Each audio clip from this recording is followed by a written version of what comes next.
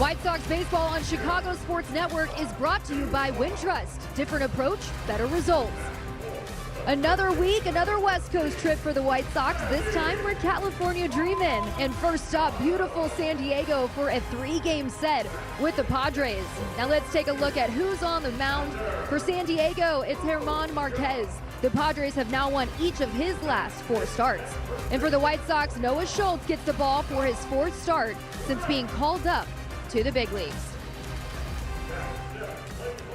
Welcome in, everybody. I'm Brooke Fletcher. The White Sox are feeling some momentum after sweeping the Angels here at home. They've already matched their win total from this time last year. Now they're coming into a very lively environment here at Petco Park. So let's see if they can get that going. Let's get to the series setup. The White Sox have been rolling out west, playing some really good baseball. 8-4 over their last 12, putting up nearly 6 runs a game. But they're running into a Padres team that's been one of the best in the league, 19-11 on the year, a top 5 win percentage in Major League Baseball.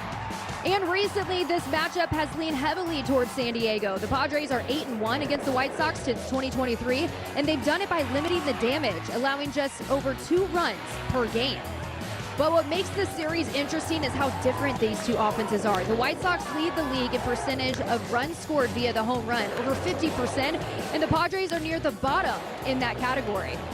And with that being said, there's still plenty of power on this field. 3 of the top 5 in hard hit rate are in this series. Fernando Tatis Jr., Munetaka Murakami, and Andrew Benintendi. And one guy who's really been swinging it well, how about Colson Montgomery? Over his last 12 games, hitting .319, slugging .681, and driving in 12 runs, including that walk-off there in the series finale versus the Angels. Coming up, Noah Schultz looks to keep building on a strong start to his big league career as he makes his 4th start here at Petco Park tonight. Gordon and John have the call coming up next. We'll be right back.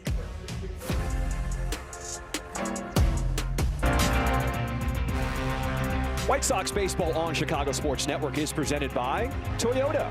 Visit your local Chicagoland Toyota dealer or Toyota.com today. Let's go places. By Davis Law Firm, your Chicago lawyer. By Prevagen, made for your brain.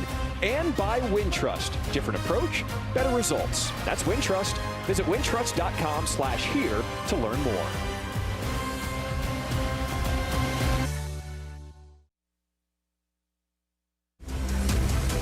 The big lefty, Noah Schultz with the strikeout. Caught him looking. Take a seat. Schultz really starting to settle in. Swing and a miss. That was filthy. Got him upstairs with the heat. That was just silly. Have some. A new career high. 8 punch-outs for the rookie.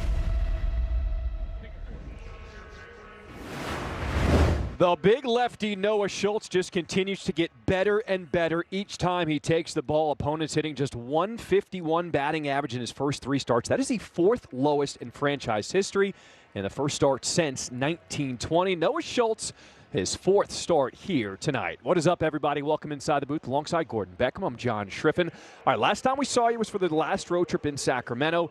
The offense kicked it into another gear. We have also seen the starting pitching really step things up as of late, and Noah Schultz, he has been really impressive on the mound. Yeah, Noah's been really good. He's been as advertised, right? He's a high-touted rookie, and he is showing what he can do on this mound right now. You're going to see great stuff from this guy, but he's been doing it against Tampa Bay, the Athletics, and Washington. What he's going to face tonight is a much different animal. These guys are legit major league hitters, some of the most feared in the big leagues. He is getting the San Diego Padres. This is a much bigger task. He is ready for it. I've been saying that I think he's Chris Sale 2.0. We're about to find out, John. Coming up, when the sun goes down, these young Southsiders, they will come out to play. It is White Sox baseball after dark here on the West Coast as we get it started with the Padres. First pitch is coming up next.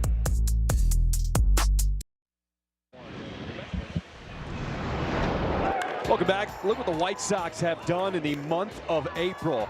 500 baseball, averaging over 4 runs per game and 30 home runs. This team is now starting to form an offensive identity. Yeah, they really are, and they're letting that ball travel and hitting it out of the ballpark, no problem. They have been excellent. Lots of fun to watch. You see a lot of enthusiasm. I think Brooks is going to get into it, but there are good vibes everywhere.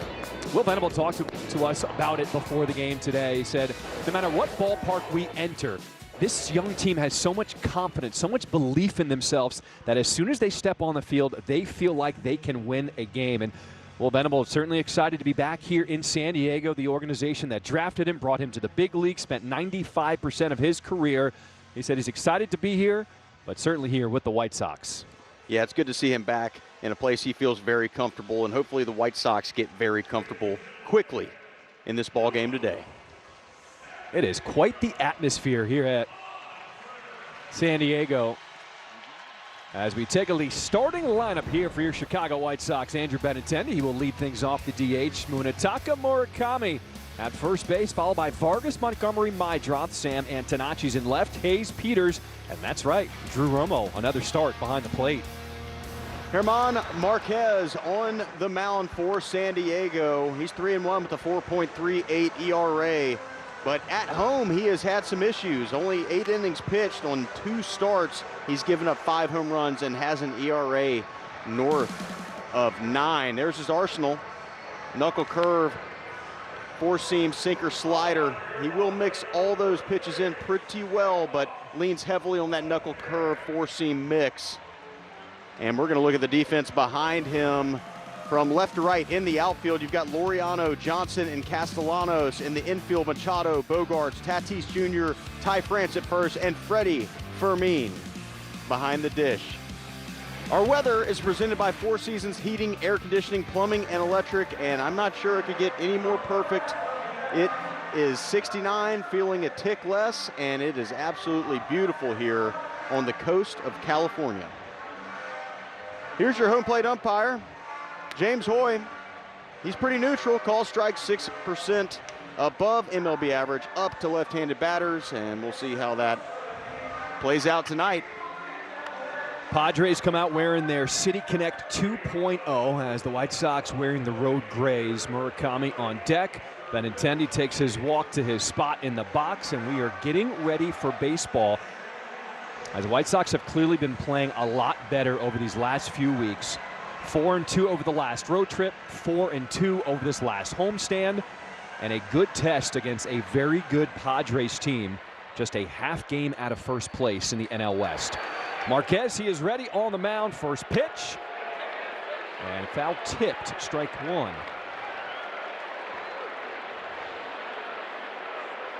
Andrew Benintendi, he has been hitting the ball hard, getting that batting average up over 200. As he rolls that one over, foul, strike 2. Well, the last 12 games for the White Sox, Gordon, this has been a completely different team. Yeah, they've just been putting up a lot of runs. They've been getting big hits at the right time, and the pitching has been excellent.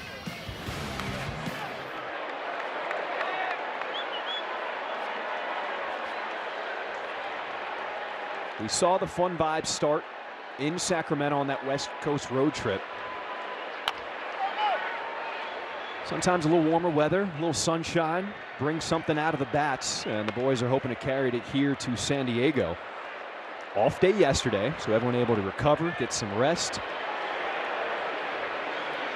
As Benintendi in a battle to start this game. 0-2. It is in there, strike 3.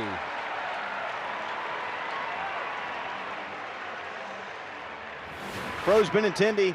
They wanted to go up, but it looks like that pitch was down, and yeah, just catches the edge of the plate right here. 2-seamer, you can see it. Really good pitch. Benintendi thought it was that 4-seamer. It is the 2-seamer, and it comes right back over the inside part of the plate.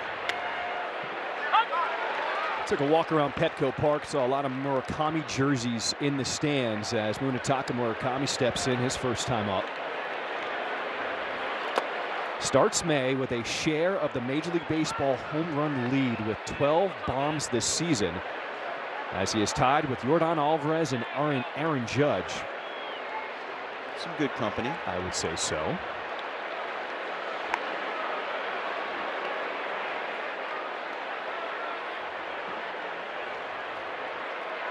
1 ball, 1 strike. Here is the list of home run leaders here to start May. Murakami tied for first. An incredible pace he is on to start his big league career.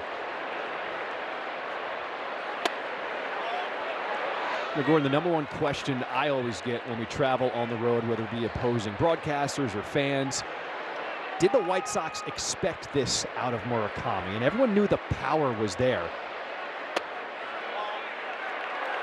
But also his plate discipline as he draws a one-out walk here to start this game. That Sox walk is presented by IDOT.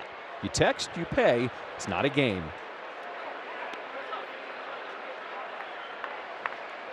And of course, the White Sox could only have hoped that he would have had a start like this to his career. Yeah, I mean, the way that he started out, I don't think anybody expected this type of start for him. But I think everybody's really happy about it, especially guys like this, Vargas and Colson right behind him. They are the beneficiaries of having Murakami come in and really just take the league by storm.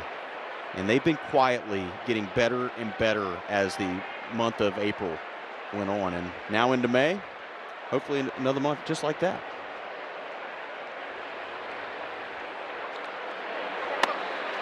So describe that. What does it mean to be a young player like a Vargas and a Montgomery to play in a lineup with Murakami? Well, I think that what he's done is he's taken the pressure off of these guys. He's taken all the pressure and hit it out of the ballpark basically a lot this year. And that allows guys like Colson in his second year to ease into the season, not feel like he's got to do everything with every swing. Think about if Murakami was not in this lineup. Where would you be looking? You would be looking at Colson to do exactly what Murakami's doing. So the pressure would be put on Colson's shoulders, and because Murakami has gotten off to such a great start, it's allowed Colson to ease into this season the right way. I mean, it's kind of one of those unintended benefits you got from signing Murakami. Obviously, you get a good bat, but it also helps settle the rest of the lineup, and he's just been fantastic. But so have these guys as well. I think that they have been undervalued based on what they've done, and it's probably because Mune has been so good. 3 balls and a strike. Pitch is fouled away. You know, there's another facet to Murakami's game that we have not seen yet. And Will Venable said he's been putting the red light on him at first base, not really allowing him to steal in this early part of the season. But he has since taken it off. He is allowed to now take off, and we will see the run game incorporated here for Murakami. There he goes. Payoff pitch is swung on and fouled away. I like the idea of shutting him down early because you want to keep his legs fresh. He's been out there pretty much every game, right? But I will say, he is much more athletic than I gave him credit for before this season. I thought he was more of a first base, hit it a long way, kind of be a clogger on the bases. He's not. He's athletic, and he gets down the line really well.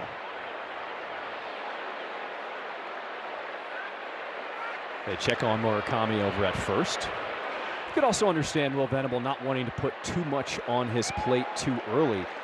But we can tell he was a star in Japan, a lot of attention, carrying teams, and he has brought that here to the Chicago White Sox. 3-2 to Vargas. Murakami goes, and another one fouled away.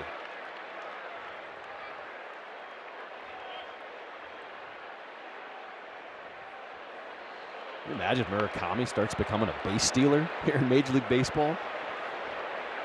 Another tool in his toolbox. The league will not know what to do with him. But then you're going basically to Ohtani territory at that point. The only thing he won't be doing is getting on the mound anytime soon. Good battle here from Vargas. Another payoff pitch. Swing and a miss, strike 3.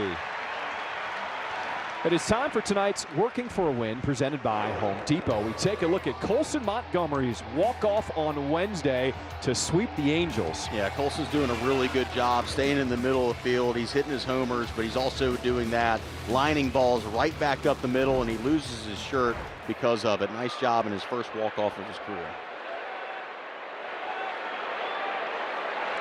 So Gordon, you've talked about the pressure off Montgomery and what he's been able to do. Play free, play loose. Yeah, and his numbers are nothing. I mean, his numbers are crazy, like crazy good. 8 homers, 21 RBIs, and we're just into May. I mean, no sophomore slump for this guy. It's been fun to watch. He's a great player. I've enjoyed talking to him about his process and just how he approaches every at bat, and how he remembers last year before he went to the complex to get things changed. He was just kind of swinging and swinging at pitchers' pitches. And he said, now I'm being a little more selective with which pitches I want to go after and keep to my plan when I step in the box. Yeah, it's more about his approach, right, than his mechanics. And I think because of that, you've seen the benefits. He's seen the fruit of kind of getting off of his mechanics and getting more into an approach and what he's looking to do versus what that pitcher's doing. He's in a hole here against Marquez.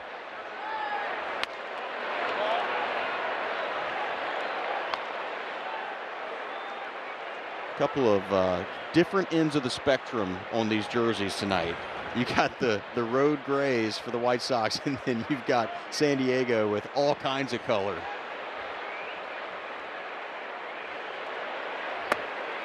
It certainly fits this Friday night theme. It is a party at the park. That's what they call it here on this Friday. And out of the park. There might be more people out on the berm out there than there are in the stadium right now.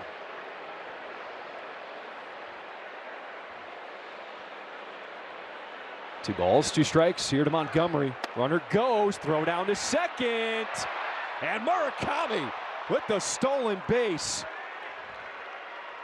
We said the red light was off, and Murakami, the first stolen base here in Major League Baseball. Gets a pretty good jump. I thought he was dead at second base, but he gets in there. That tag, they're going to look at it, though. I thought in real time it was very close, but he called him safe. San Diego is challenging the safe call at second. As you see, they're going to challenge it. It was very close, real time.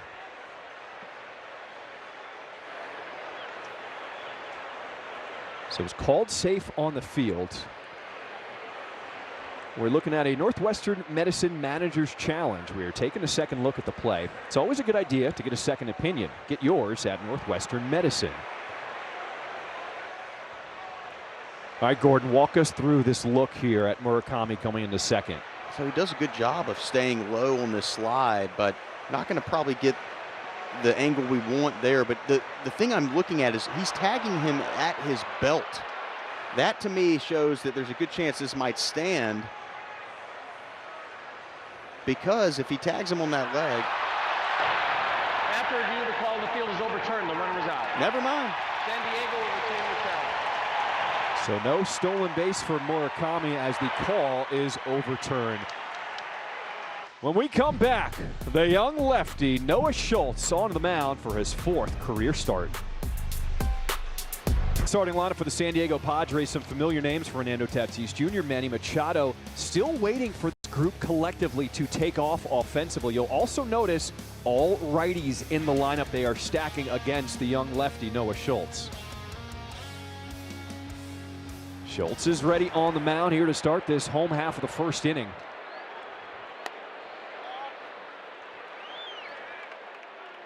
Noah Schultz on the mound, 4th time in his big league career. He's been really good to watch so far. You see that 3.5 ERA. On the ground, Colson Montgomery sets his feet, and one away. His arsenal, you'll see it: 4-seam, sweeper, sinker, cutter, and change. What I said in the pregame is if he can establish that fastball into these righties and then still go away with a little bit more with that changeup, he's going to be hard to hit. But this is a huge matchup early in his career. He is facing some big-time names and some guys that can really swing the bat. We're about to see who Noah Schultz really is.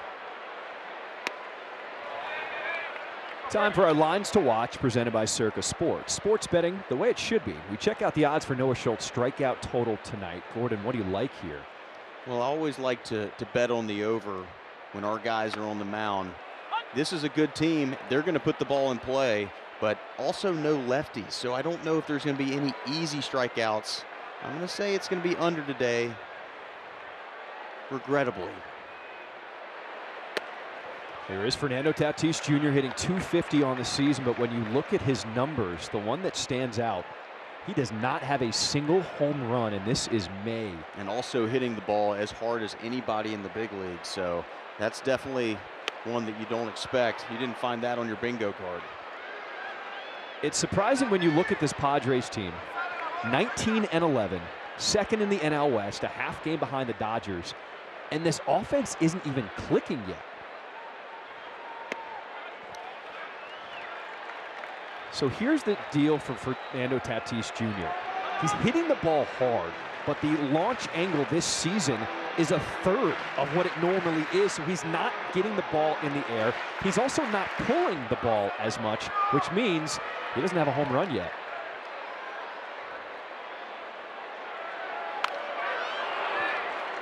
Let's hope he will stay quiet this series against this White Sox team. I'm talking with the Padres, though. You nailed it, John. They're 19 wins into the season, and they're not even hitting that well yet. That's kind of wild. So a walk from Schultz. Here's the defense for the White Sox behind Schultz in the outfield. Antonacci, Peters, and Austin Hayes in right field. In the infield, you've got Vargas, Montgomery, Mydroff, and Murakami. And behind the plate, Drew Romo getting the start. So if there is a early knock on Noah Schultz, it's that he has given up a few too many walks already. Came into tonight, giving up 9 walks in his first 3 starts, including 4 in his last outing. Yeah, the 4 in the last outing is the one that you look at on the stat sheet, and it just definitely stands out to you. It's going to be probably more of the same today. I hate to say it. He's got to be careful with these Padres hitters. There is no easy out in this lineup. He does negate some of their good left-handed hitters, but I'm excited to see how he goes about his business tonight, because facing these type of hitters in this environment, it's really going to show what kind of young pitcher Noah Schultz is. Miguel Andujar sends this one in the air to right field. Austin Hayes settling underneath, and there's 2 down. StatCast 3D is powered by Google Cloud. We take a look at the Padres so far versus lefties this season. Gordon, they're the only team in baseball without a home run versus a lefty. Man, we are really setting this up for failure. But with a lot of singles and doubles, and let's hope it stays that way. But this is part of what we were talking about. The Padres just haven't gotten to the point where they are really launching balls out. And they've also said that the ball's not really flying here at home early in the season, and never really does. It really heats up as the summer goes on. So the White Sox might be meeting these guys at the right time of the season. Manny Machado, another one of those big names, still not putting up Machado-type numbers. He was starting to heat up and then got sidelined by a minor calf issue. Missed a game earlier in the week, but I feel like he is back to full strength.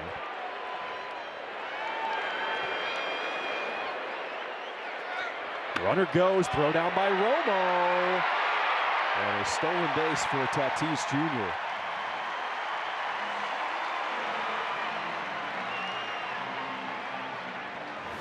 Nice throw by Romo. I didn't think he had any chance at second base, and a really good tag. Watch that at home, kids. The way that Mydroff allowed that ball to travel made that close when I thought it wasn't going to be close at all. He let that ball travel and just slaps it down on that leg of Tatis, just missing an out.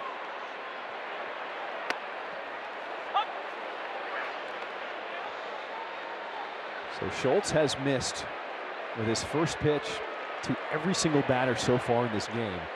Trying to battle back here against Machado. 3 balls and a strike to count.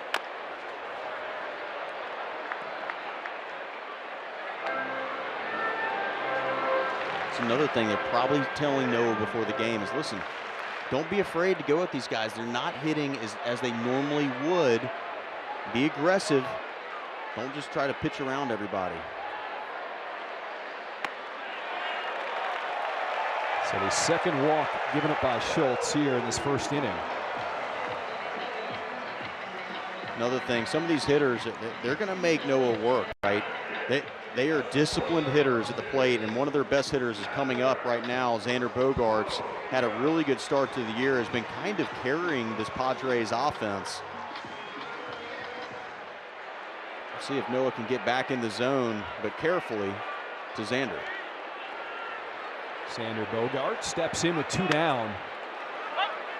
And if you're looking for a guy who has been essentially carrying this offense, Bogaerts is the guy early on this season for the Padres.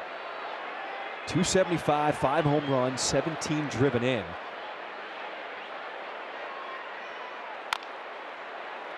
And this is the guy they have been waiting for. Last 4 seasons when he was with Boston, he put up silly numbers. And they signed him to a major contract, but the first 3 years didn't really live up to it. And now finally they feel like Bogaerts is getting back to himself. Yeah, he's been carrying this team early on. But you see what he did in 2023, that 440 slugging. He's back in that realm right now. And he's kind of neat. He needs to be. They've struggled.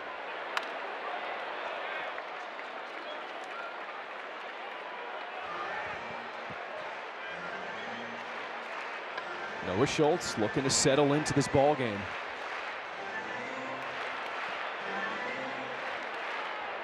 Big crowd here at Petco Park on Friday night in San Diego.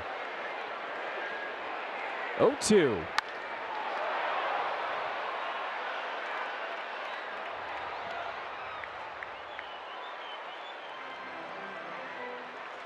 Well, this is what we've seen so far for Noah Schultz. Walks this season. 5 in the first, including 2 tonight, and 6 in any other inning. 0-2 again. Pretty good pitch right there. He climbed the ladder with the 0-2 pitch, and then that slider down and in. That's a really good purpose pitch on the 0-2 pitch, and then also a solid 1-2 pitch, or excuse me, 0-2. That slider down and in. Tried to go back there, missing. And it's ball 2 to Bogaerts. You said this was going to be a big test for the young lefty on the mound tonight. A lineup who has power, will not chase. 2-2.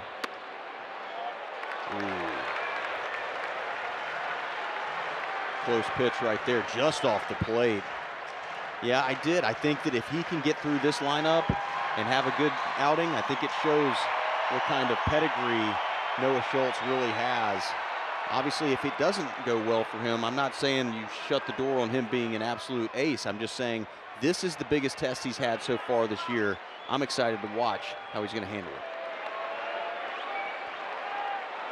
You've seen 3 full counts here in this first inning.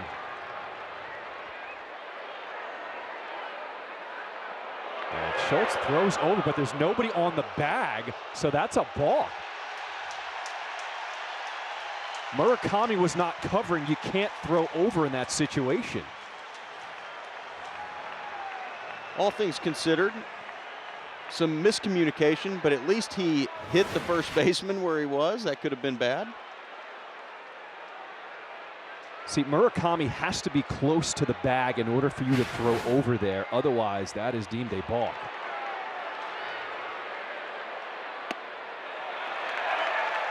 And the third walk given up as the bases are now loaded here in this first inning.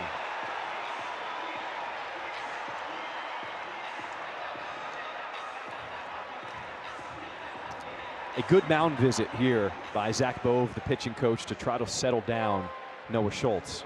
Yeah, we've seen it a few times. I mean, obviously, I say this a lot. It's the best time to get a good pitcher in the first inning when they're not fully comfortable on the mound. It's when they settle in where they're hard to get. So Noah's had some issues with that first inning. It's something that maybe they can clean up with a few more outings where he gets to understand his process a little better and how he gets ready for that first inning. I'll tell you what, though, he gets through this inning right here, he's going to be in good shape. First baseman Ty France hitting .289. Obviously a lot of pitches, right? That's going to probably limit his innings tonight, but ultimately if he can find a way to get Ty France out here, it's a good inning and he'll move on to the second. Big swing, fouled straight back. That's another thing. He's throwing the fastball right there, and he just has not gotten hit on that fastball. It's really good. Ty France is a guy who has really stepped up and taken over control of first base position here for the Padres.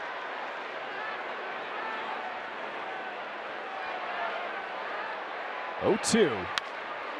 On the ground to Mydroth. He will come to first with it, and Schultz works around 3 walks. And after first, no score.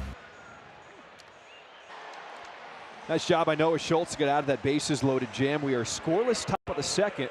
This half inning is brought to you by Wintrust. So Colson Montgomery was at the plate when Murakami was thrown out at second, so he will lead off this top of the second inning.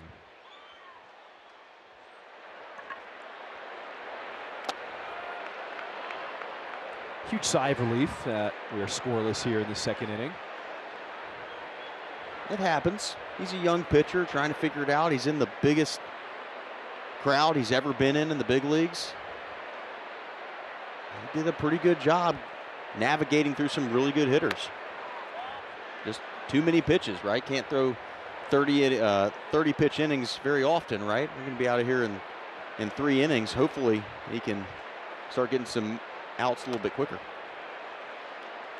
Did have a good crowd his last time at home. There were over 35,000 fans at the rate to watch Noah Schultz. There was also a giveaway that day, so a lot of people packing the house for the pullover. And I was in the house for that.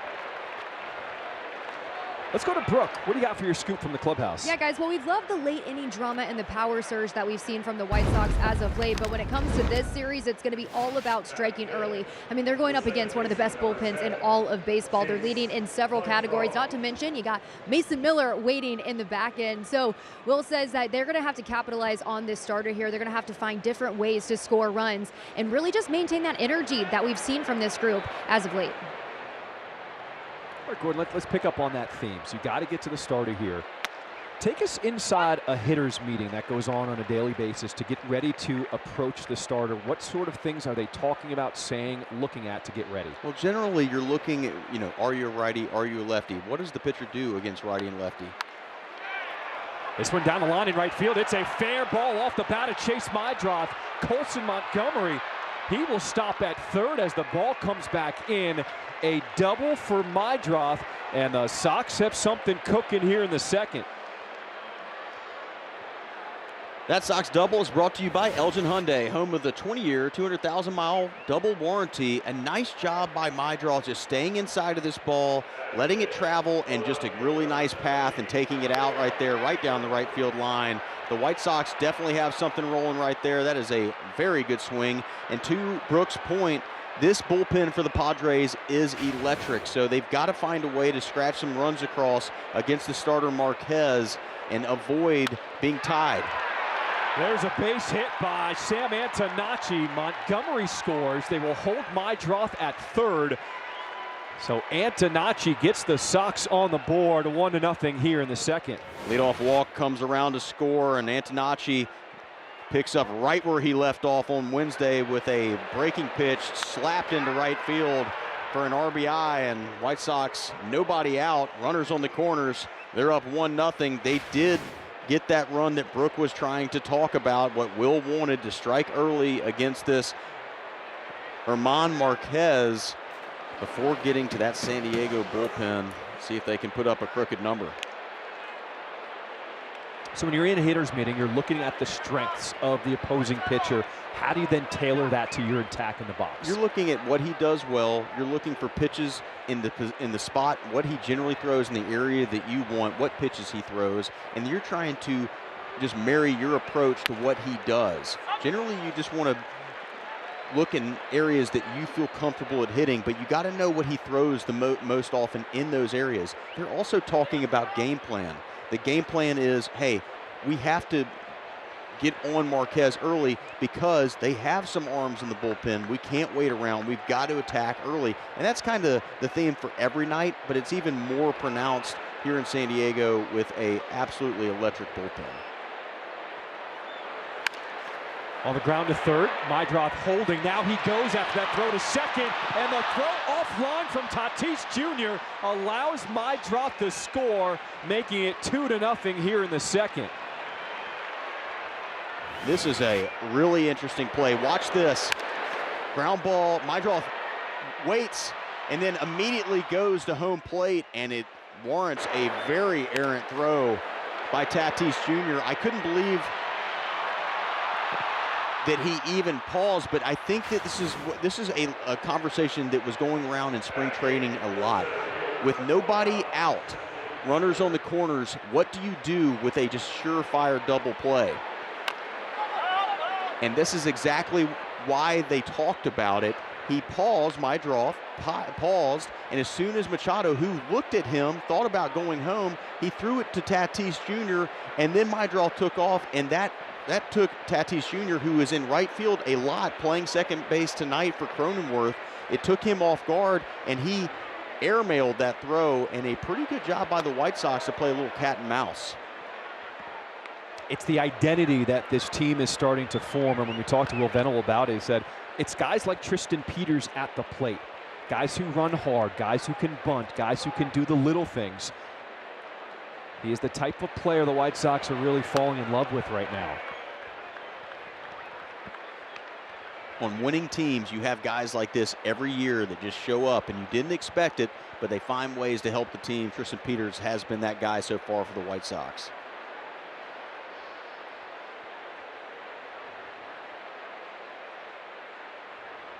Two balls and a strike. Missing inside as Marquez hops up and down. You can tell he wanted that one as the White Sox are applying the pressure here in this second inning.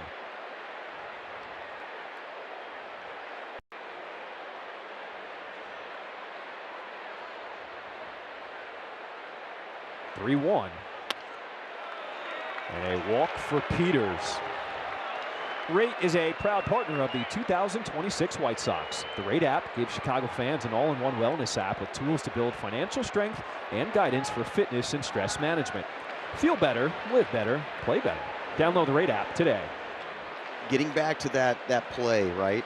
If the White Sox score a bunch more runs in this inning, you look at that play as a big reason why. Obviously, it didn't go well for the Padres, but think about it like this, John. If he throws it to second and they just turn two, and yes, that run scores, it's 2-0. It's still manageable. But all of a sudden now, because of the errant throw from Tatis Jr., now you're looking at a possible big inning for the White Sox when all they had to do is just turn two, and yeah, they're down 2 runs, but it's manageable. Now there's a chance for a big number, and that's exactly what the White Sox want. It's exactly what the Padres do not want. Drew Romo getting set to step in, had the night of his life on Tuesday. His first hit since 2024 was his first big league home run, and then he does it again from the other side of the plate. God, you gotta love that. Switch hitters hitting home runs both sides of the plate. I can't think of much better in the big leagues than being a switch hitter and hitting one from both sides of the plate. His first start since Tuesday, Drew Romo steps in with 2 on, 1 out.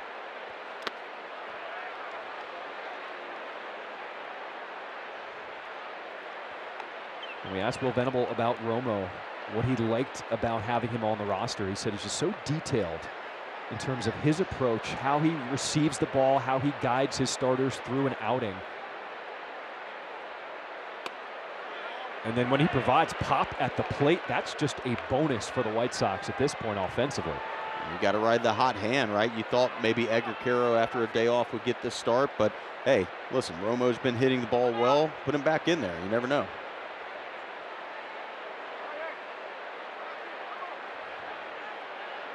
First time by a catcher in White Sox franchise history to hit a home run from both sides of the plate in the same game.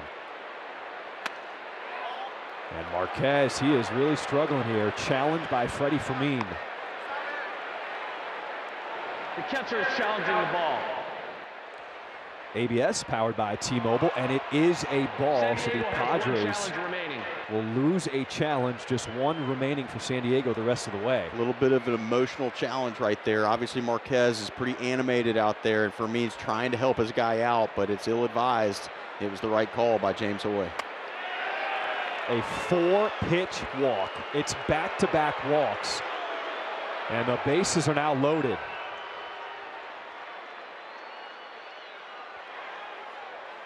This is what I was talking about. Possible big inning when 2 outs could have been had. They didn't take it. And now a chance for Benintendi to really change the dynamic of this game early. And this is also really good to have this inning after Noah's first inning. It allows him to rest and recuperate and get back on the mound. Benintendi off the end of the bat. This one fading in center. And Johnson has to make a diving play. Tagging and scoring from third is Austin Hayes, and the White Sox lead it 3-0 off the sac fly RBI. Nice job by Benintendi. Gets it up in the middle of the diamond. Fooled the outfielder. He went back, right? He went all the way back. Yeah, Johnson did not get a good jump on that one. Did make a good play, but it's an easy sac fly for Benintendi. It's now 3-0 White Sox.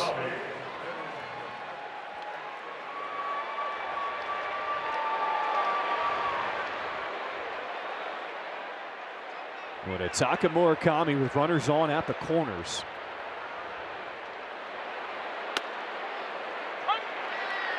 As Marquez finds the zone, strike one. Murakami walked his first time up tonight. We thought he stole second for his first career stolen base, but the call was challenged and overturned.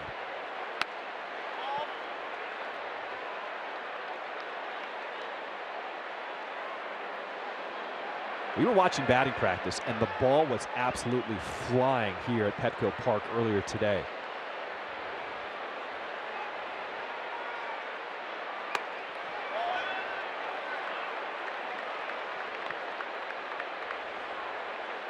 Montgomery was launching shots. Murakami was launching shots.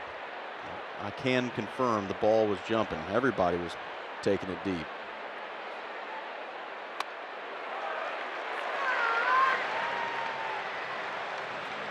Obviously, you don't necessarily see results carry over from batting practice, but you do get to see what the ballpark is playing, how lively it could potentially be each night.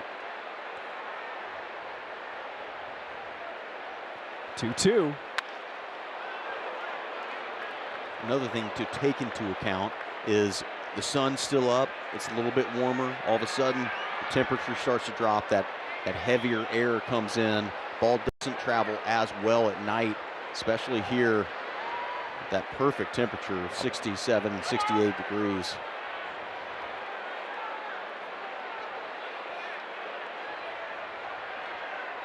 A lot of pitches by German Marquez here in the second inning.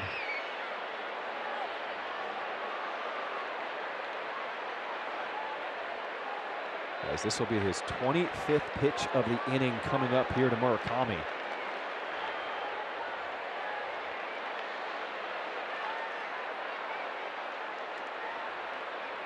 Two. Such patience at the plate. Great eye, too.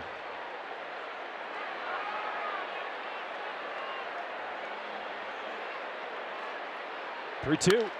This ball is drilled. Back it goes. Murakami has the power. He now leads Major League Baseball by himself. Lucky number 13 on the season. Murakami crushes this ball to right center. It doesn't matter what marine layer is out there. This does not matter.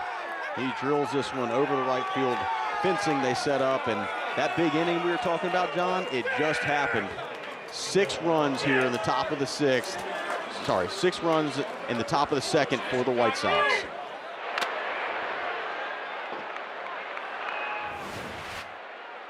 Three-two, breaker right in the middle, and it is absolutely smoked.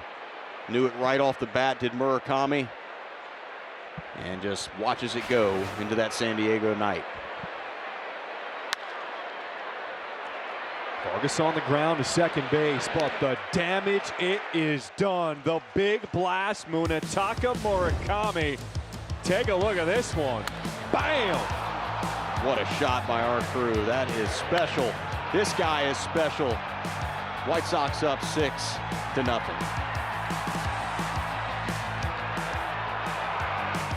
Crust. The crust you crave, only $10. Order in the Pizza Hut app. Let's reflect and compare the experience between both squads tonight. Starting lineup in the career games played, the White Sox a little less than the Padres, a very veteran staff. And for Noah Schultz against the starter German Marquez in terms of career innings pitched, that's the big one.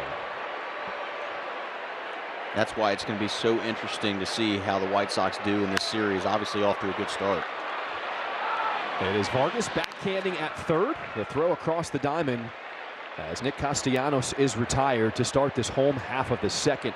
Hopefully, with the White Sox putting up a 6 spot in the top half of the sprint frame, that will help Noah Schultz settle into this game. It helps him tremendously also that it was a long inning. It really allowed him to catch his breath, and now he's got those 6 runs on the board. Got to be aggressive. Can't give them free passes. Got to make them hit their way on moving forward.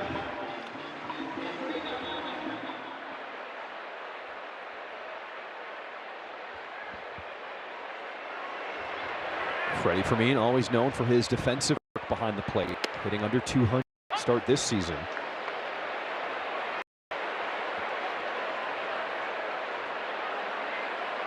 Now we're starting to see some first pitch strikes here from Noah Schultz in the second inning. That is caught by Vargas in the air, out number 2. Let's go to Brooke for some news and notes.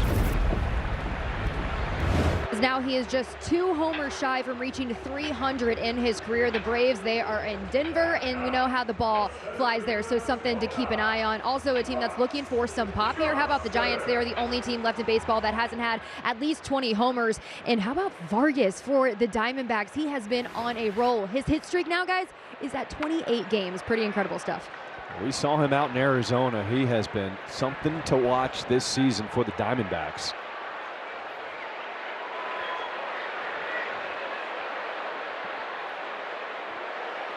You know, Gordon, another thing that caught my eye today, we've seen so many managers already being released in Boston and in Philadelphia. A lot of people were wondering, would the Mets be the next team to make a move? But David Stearns, Mets was president of baseball operations, said, we don't view this as a manager problem, and we don't intend to make a change. A huge statement by the Mets organization as they continue to figure out what's going on there. Well, I personally think it's way too early to fire a manager like Joey Cora or Rob Thompson. I mean, there's just so much good.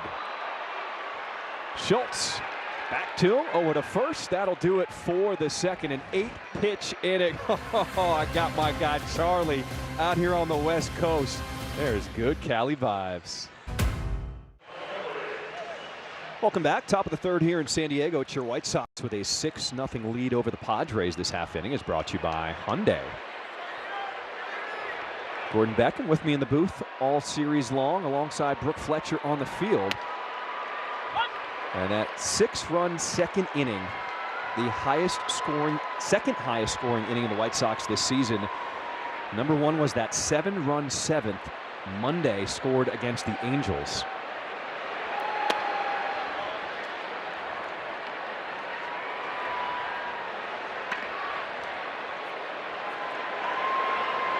Nine batters came to the plate in that second inning, as Colson Montgomery will once again lead things off now here in the third. High in the air to left, it is Laureano coming in, and there's one away.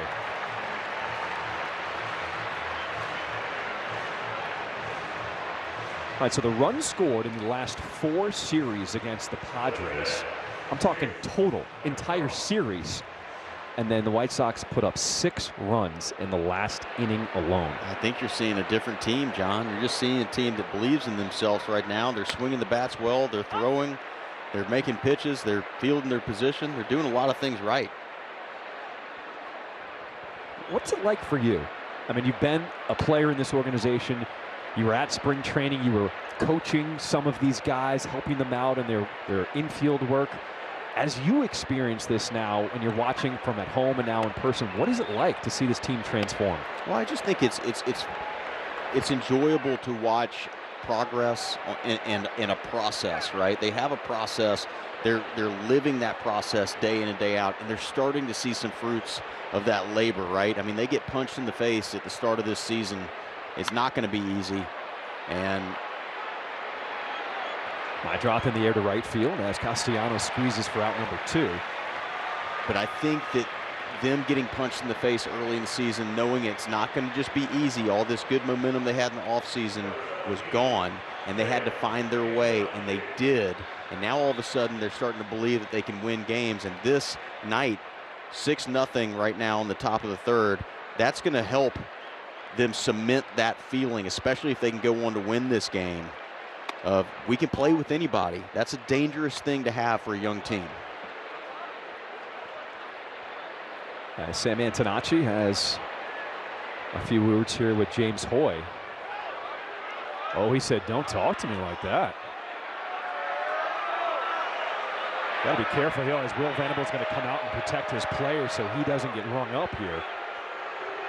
Has a few choice words from Antonacci. That is the kind of passion that he plays with.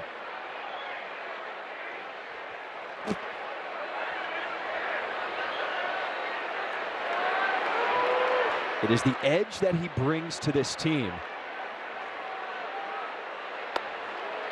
Not sure what that was about there. I think we're all scratching our heads right now, but I like it.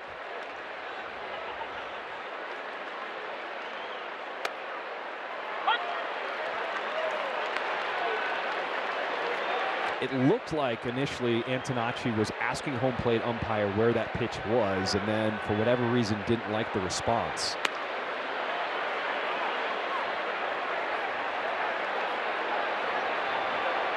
Certainly got a little chip on his shoulder. Let him know, Sam.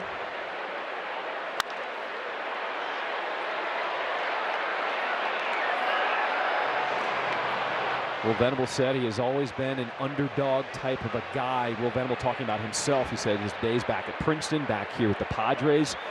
And he said he likes that mentality that this team has taken on, this White Sox being an underdog team. Antonacci to left. As Laureano is there, the White Sox retired in order to end this top of the third. The Stars are out here in San Diego. Murakami already letting him know with his 13th of the season. And the White Sox a 6-0 lead. Even more in yourself. Well, isn't that the cutest kid that apparently got in a fight on the way into the ballpark? That's my son, Bodie, who apparently got a shiner on the way in on the left. That's my wife, Brittany. And then there's Jet on the right next to my brother-in-law, Brian.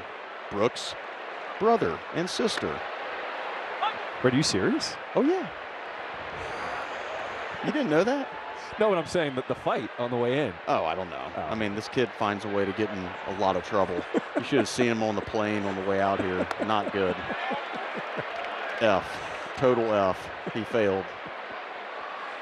But they're here. They're here. We They're made in it. the And there's ballpark. my son, Jet, on the right. Good kids.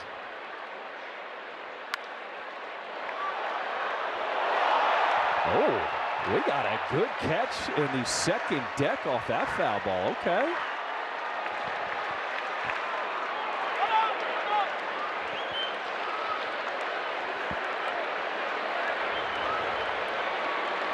Top of the order, Ramon Laureano. Grounded out his first time up. Shoots this one to right field as Hayes, a few steps back, will make the play. Sox fans, take the game with you. Subscribe to the White Sox only plan and stream every game live on the Chicago Sports Network app on up to 3 devices. Start your 7-day free trial today at subscribe.chsn.com. Chicago Sports Network, full stream ahead.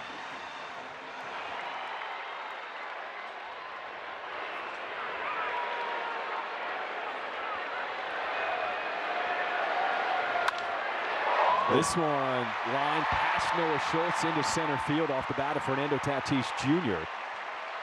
That was a missile, 108 miles per hour off the bat. Watch out, Noah. Whoa. Yep. He said it. I might not want to get in the way of that one. DH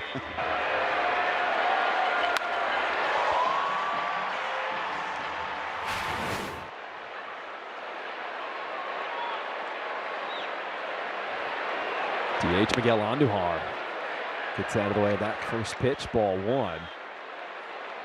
Andujar is a bench piece, but there's been a lot of mixing and matching by the Padres to start this season.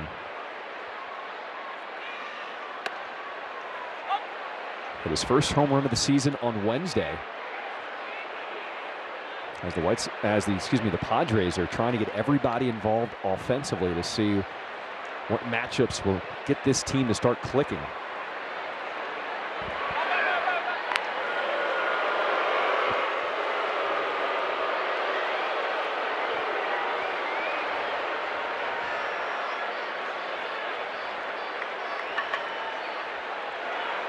.45 pitches from Noah Schultz with one out in this third.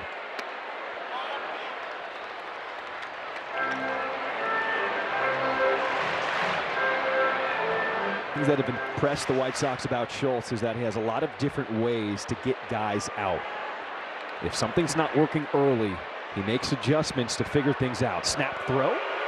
As Murakami able to glove that one at first. So the second throw over this at bat. And you would expect Tatis Jr. to get a bigger lead there.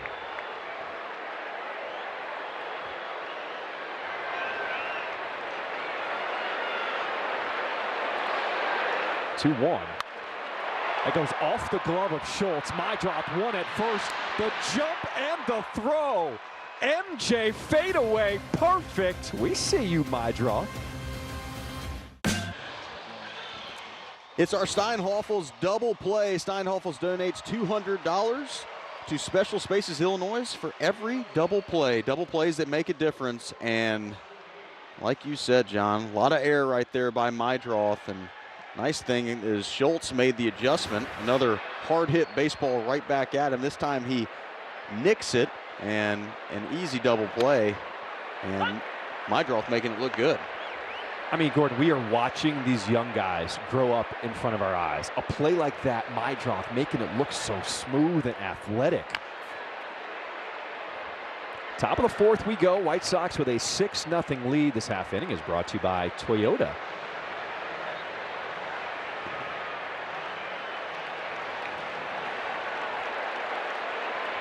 Bottom three in the order due up here for the Sox, with Austin Hayes leading it off. Really interested to know what happened with Antonacci at the plate. I have a feeling that we're going to really enjoy this story. I'm decent at reading lips. Yeah. And there were some words that I could not repeat on air. Correct. Hayes goes the other way, and this one gets out of play down the line. Enter the Ultimate Fan Sweepstakes for your chance to win the Ultimate Tailgate. The winner and 7 guests will receive VIP access to the Minute Maid Spike Tailgate and you get tickets to the Friday, May 15th game against the Cubs. You must be 21 or older with a valid ID. To enter, visit whitesox.com/sweepstakes.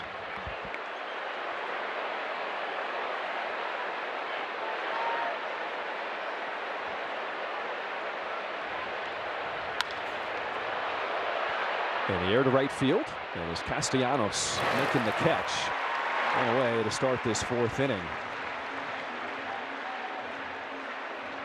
I was watching the Northsiders game earlier today at Wrigley and on TV. A lot of blankets, a lot of scarves, a lot of jackets. It's very cold in Chicago right now. So I guess to make you feel better at home, temperatures are starting to dip here in San Diego as well as the sun has gone down. It's only about 65. I do understand how people can set up shop out here. Once you come out to San Diego, you fall in love with this lifestyle. I can't believe people go to work. I mean, it is special out here. Really nice. Everyone's just so calm, so nice. I mean, to your point, yes, people do work. They do. Because it's very expensive out here. But you soak in the city and the vibes. I went to the dog beach earlier today. Everyone was just so friendly with each other. Dogs all getting along. Different atmosphere here in Southern California. Tristan Peters. Linear towards the line down left field, and Laureano out number 2. Tonight doesn't end with the final out. Stick around for Late Night with Chuck and Ozzy. It's your late night post-game show, breaking it all down from the West Coast with special guest, my friend Pat McGann. Wherever the night takes you, stream it live on the CHSN app, Chicago Sports Network. Full stream ahead. This one driven down the line in right field. Will it stay fair? No. Drew Romo just missed his 3rd career home run as he posed and hoped it stayed fair.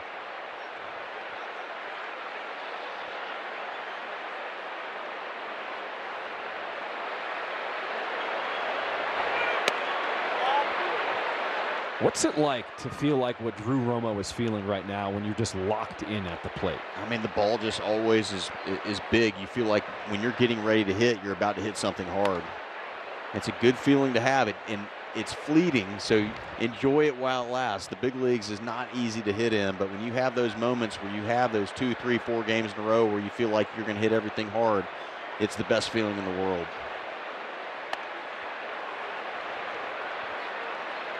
Might get another chance right here. 3-1. Have a little fun. Marquez is trying to find the strike zone. He deals.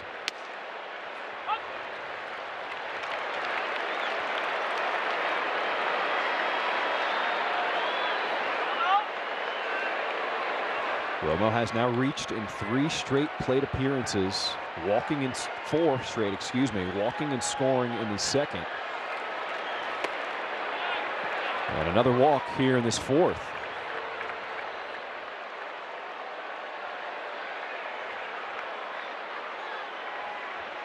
It's like the White Sox are finding catchers out of everywhere now. You got Kyle Teal, who's still on the injured list, waiting to come back, but Drew Romo, he has stepped in nicely here.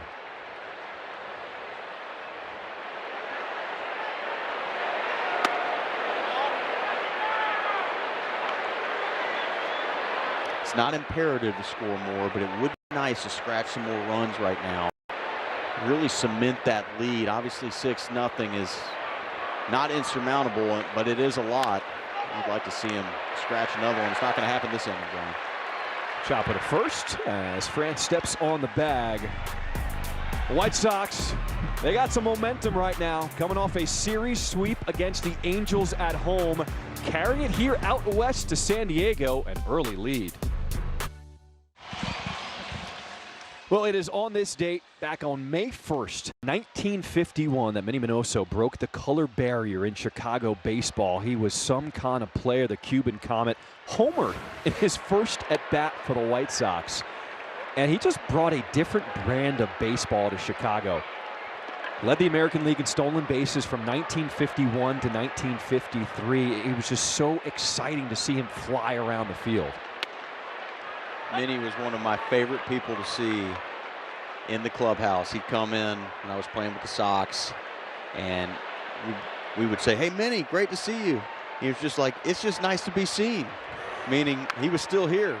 I mean, and he was such a special guy, always smiling. Little known fact, he kept the same outfit on all week if we were winning. Really? We're hoping he changed his underwear, but yes, he wore the same outfit every day. 9-time All-Star, 3-time Gold Glove winner.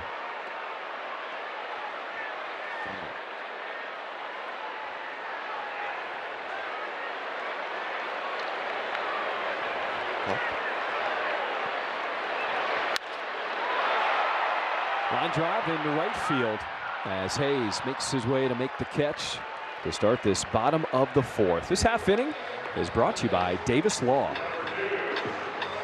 Well, after that first inning, when Noah Schultz walked 3, bases loaded, and got out of that jam, the White Sox put up the 6 runs in the top half of the next inning, and it really helped him settle into this game. Had to have helped mentally, just knowing he's got a little bit of cushion. So those walks in the first inning haven't shown back up because he feels like he's got to go at guys. He doesn't want to give them any free passes. This is exactly what you want to see, though. He gets that 6-run second inning, and he is going right at guys, throwing strikes. That is the makings of somebody that really knows what they're doing on the mound. Understanding the parts of the game that are a little bit nuanced. He's got some runs. I don't want to walk anybody. I want to go right at them, and that's what he's doing. And it's probably a good lesson for him in a way for the first inning as well, right? Knowing that he has the stuff to get through him. It's not just because he has 6 runs that these guys are missing getting hits. I mean, he's got the kind of stuff that keeps people off of bases. He's got to trust it. Sticking out the bat, Pope to Murakami at first, and there's 2 away.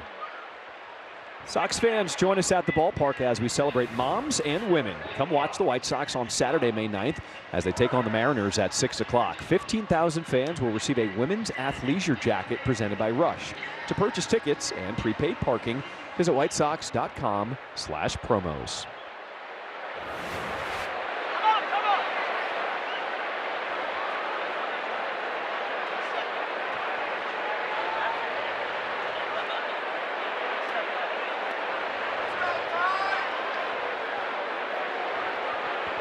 Two outs here in this home half of the fourth as Ty France steps in.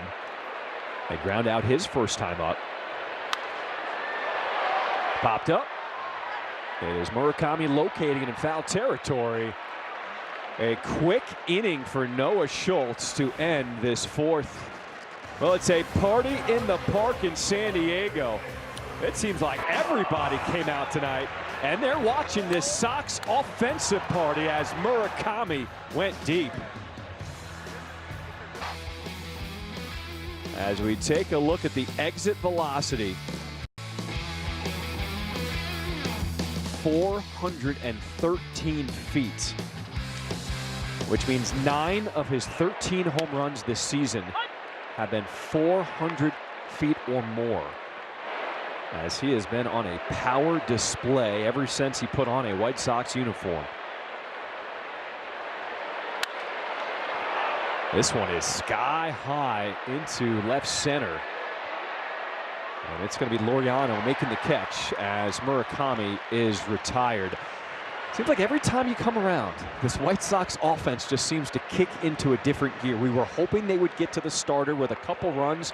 They just exploded with 6 in that second. Yeah, they've done a really good job. I mean, obviously coming out here, the Padres are the real deal. They are a very good team, and the White Sox are holding their own right now. They took advantage of a little bit of a miscue defensively, and because of that, that opened the door for a big inning, and the White Sox walked right through that door. You love them taking advantage of a mistake by these Padres defense that had the fewest amount of errors coming into tonight's game. Top of the 5th with 1 out. This half inning is brought to you by St. Xavier University.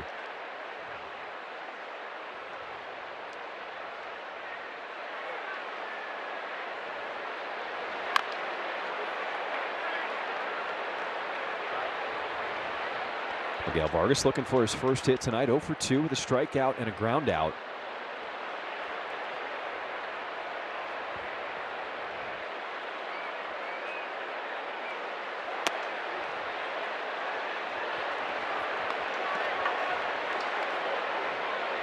As Marquez, the starter, is approaching 90 pitches here in his outing. Here's number 88.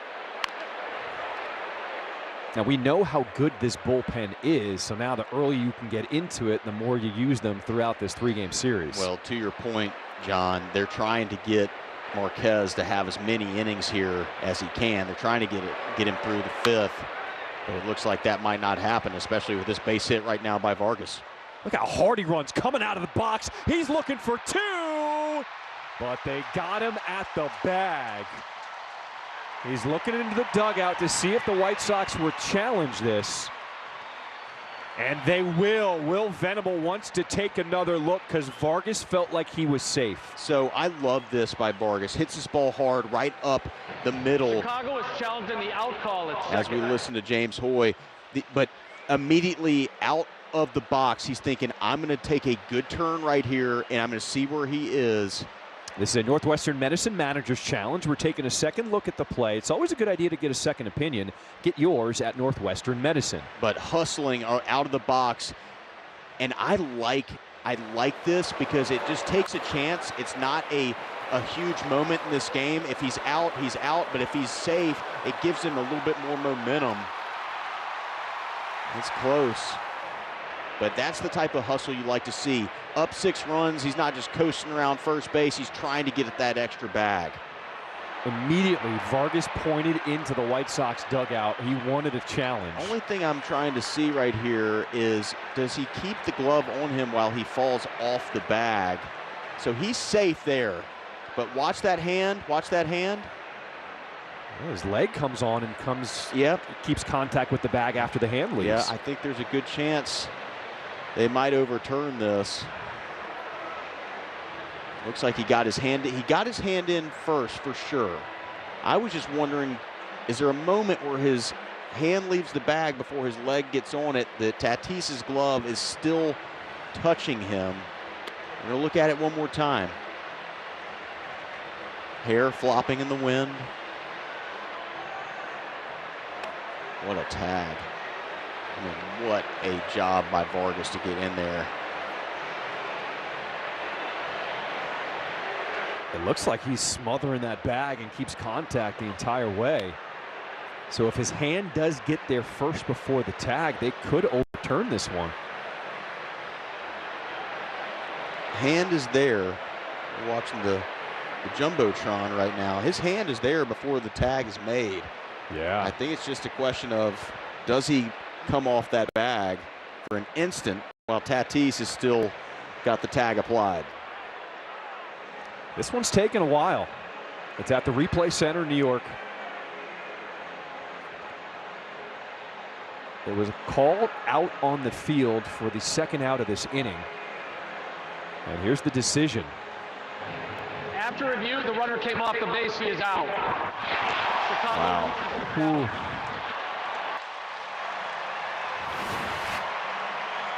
Let's see what they said. He beats the tag, but they said he came off. All right, right there at the end, he grazes him on the backside right before losing contact with him. I think that's what they're saying. Watch this. Tag, and then a graze right there. Look at his right leg. His right leg was on the bag. I mean, listen. Colson Montgomery, back he goes! Get out! Second home run of the night for the White Sox. Montgomery with 9 on the season, and it's a 7-0 lead here in San Diego. Colson Montgomery leaving the yard for the 9th time this year, and it's just a floater right in the middle of the plate, and he goes hunting early, and he gets exactly what he was looking for. Top of the zone, and Colson with a sweet swing right there. A no-doubter to right field. 9th of the season. White Sox up 7-0. Gordon, this place is stunned right now. Padres fans are looking at each other, looking at their beers, looking at their food like, what is going on this Friday night? I'll tell you what's going on. This is a new White Sox team rolling into town. They mean business. They sure do.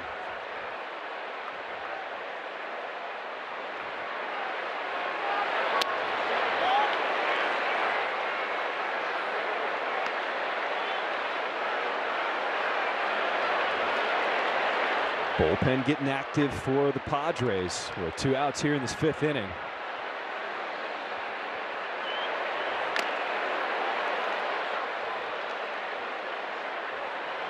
Gordon, you called it. You said any other season, Colson Montgomery would be getting all the attention, but because of what Murakami is doing, gets a little overshadowed. But Montgomery is doing what he did in the entire second half of the season last year.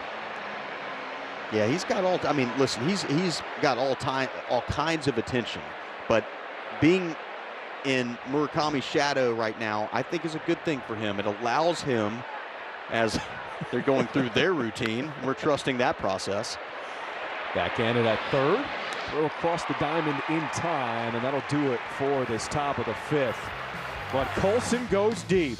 Goes deep once again, 9th of the season. Colson Montgomery is the real deal, and he's in the middle of that White Sox lineup.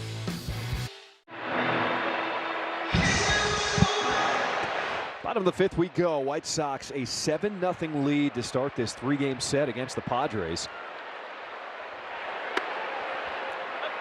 Alongside Gordon Beckham here in the booth, Brooke Fletcher on the field. I'm John Schriff, and thank you for spending your Friday night with us. It has been a good one.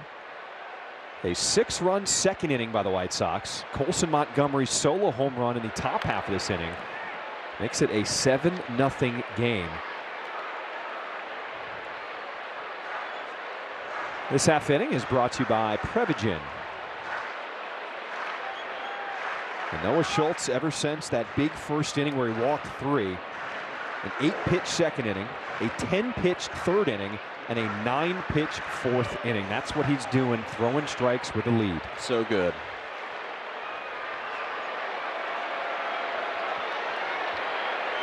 Facing bottom 3 in the order, 0-2.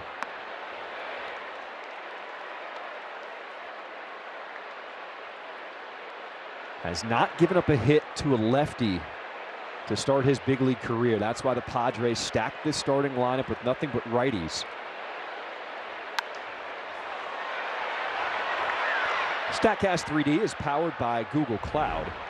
We take a look at Noah Schultz and how he's got his out distribution so far in the first 4 innings. Look at where those pitches are. Not a lot in the middle of the plate. And he is doing what I said he needed to do, which was really establish the inside part of the plate against the right-handed hitters. A lot of times as a righty, if you are facing a lefty and he's able to pump fastballs, strikes, inside corner, you start all of a sudden get a little squirrely on that inside part of the plate, and it opens up so many other pitches. He's done a really good job so far tonight of being able to establish that inside part of the plate and still being able to throw strikes away. 29 pitches in the first, 27 in the next 3 combined. Some well hit to left, but Antonacci doesn't have to move much for the first out in the bottom of the 5th. It's time now for a message from Enkin Law. Hey Howard, I got hurt at work in the warehouse. My boss doesn't believe me. Enkin Law has over 100 attorneys and staff ready to work for you. If you've been hurt on the job, in a car accident, or suffered a medical mistake, call 312-6-million.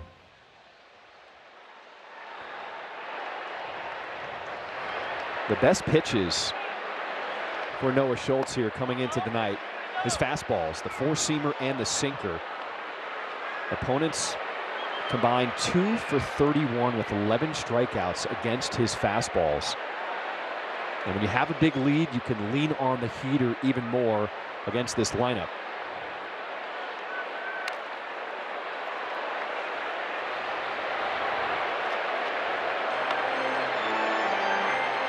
Well, I think having that big lead and then being able to go to that 4-seam, that's his strength, right? He's held hitters before tonight coming into the game to an 0.87 slash line in terms of average against that fastball. So that's his best pitch right now.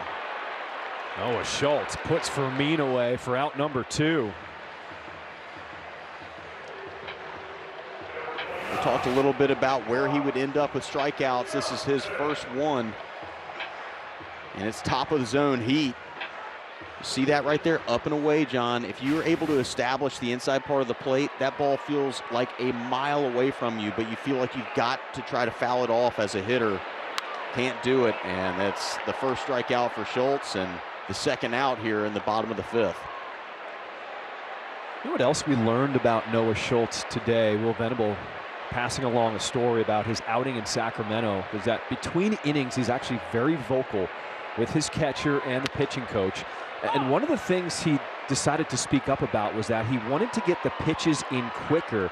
So he let it be known, hey, whatever you're going to call, just tap it quicker so I can get a better idea of what it is and get in a better rhythm on the mound. And at 22 years old, has a lot of confidence already and a lot of command to know what he wants to do. I like the fact that he's speaking up when he sees something that needs to change. That's a really good sign. Confident in who he is, says, hey, this is what I need. Make sure you give that to me, and I'll perform.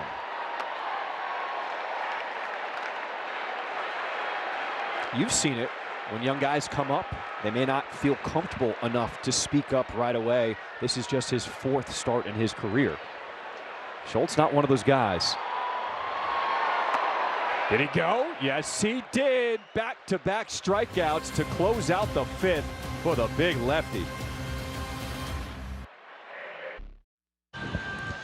Let's flash it back. Will Venable in his 2nd season as the manager for the White Sox. He used to man center field, and they got a man there. Look at that catch back in 2013. Will doing it. Remember playing against him. I mean, he looks the exact same. I'm not sure he's gotten any older.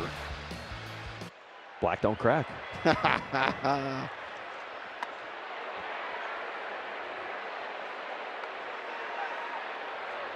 Wandy Peralta on for the 14th time so far this year. An ERA a touch north of 4, and he comes in down 7-0. White Sox looking to add more. How about Noah Schultz? 3 walks in the 1st, but he has been a much different pitcher ever since. Yeah, that's a good point. In the 1st inning, it looked like we were in for a rough night for Noah, but he turned that around really quick, and that's on him. But it did help to have the offense put up 6 runs and give him a little confidence to go right at these San Diego hitters.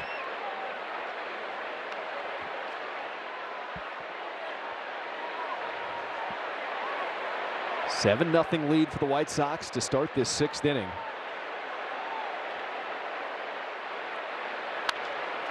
Sam Antonacci, a flare into left field, and Laureano is there. Let's go down to Brooke.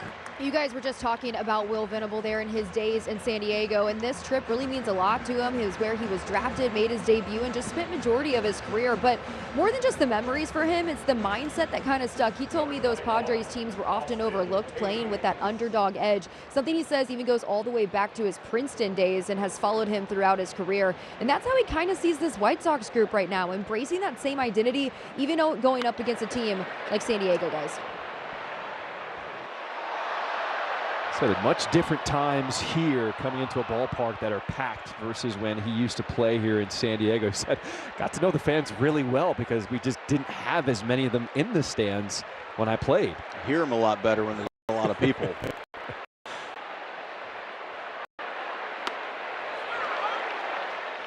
This half inning is brought to you by Elgin Hyundai. There's always a special bond with a player and the team that first brings them up in the organization to the big leagues. No matter how things turn out, you always just remember that organization that gave you your first chance. Yeah, I know it well, right? I mean, the White Sox is my organization, but you could really tell by the way that Will was talking about it. He has a lot of fond memories. He said his first child was born here, and it's a place that he just really looks back and he smiles. He was smiling the whole time he was talking about San Diego, so good to see him back in this ballpark, and I'm really happy that he has that Sox logo on his hat. And that was the thing for him. He said, with all the good memories and the things that San Diego did for me, I couldn't be happier to be here with the White Sox and see what this team is building right now, the momentum that we have. Things that started a foundation in spring training, seeing it now play out onto the field.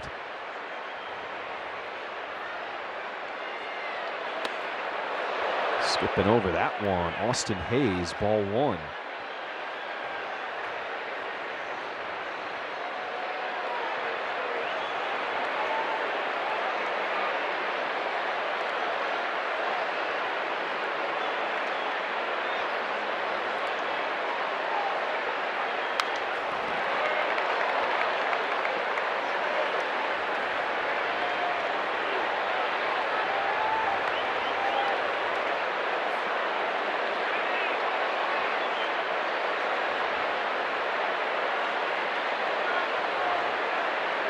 Seems like it's big arm after big arm coming out of the bullpen.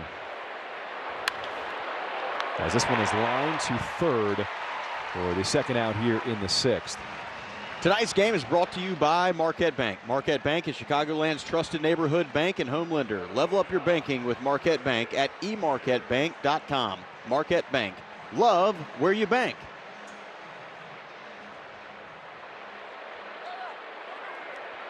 Western Metal Supply Company. The old building out in left field. One of the things that Petco Park is known for, the way they've incorporated this community and really built out just an entertainment atmosphere in downtown San Diego. Yeah, this one, top 3 for me. Pretty special. From a broadcast booth perspective too, very nice. I mean, what do you think? You've probably seen them all at this Seen point. them all, and this is definitely, I think, top 4. Yeah. You're in for a treat for San Francisco in a few weeks. Yep. I've been kind of talking that one up, so hopefully we get some nice sunsets. Well, the atmosphere is also built by the team on the field, right? When you have a good product and you have a good team like the Padres have had year after year, the fans show up.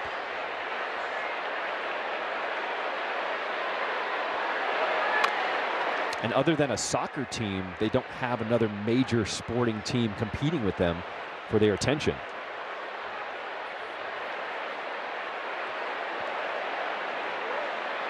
Two outs here in the 6th inning.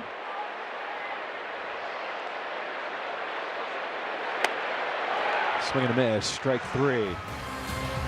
Bottom of the 6th we go. Sox up 7. Noah Schultz, the 22-year-old, making his 4th career start, and another good one on the mound. Yeah, since the first inning, he's faced the minimum. Nice play right there by Schultz and Mydroth, and he has started to mow him down since then. You can see the confidence starting to build against a team that was going to, in theory, give him some fits. He's only given up 1 hit tonight, John. He's been excellent against a really quality opponent. He's retired 12 of the last 13 he has faced, and that one base runner that got on was eliminated with a double play.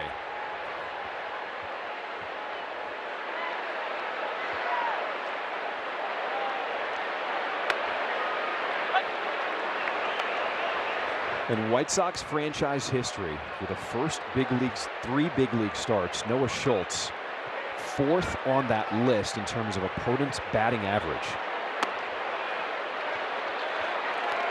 And for the Padres tonight, .067 batting average against Schultz. Here's pitch number 75.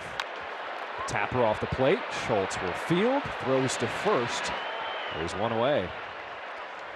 Grab your family and head to the ballpark this season with a family pack starting at $21. Each family member gets 1 hot dog, a drink, chips, and a cookie. For tickets, visit whitesox.com/family.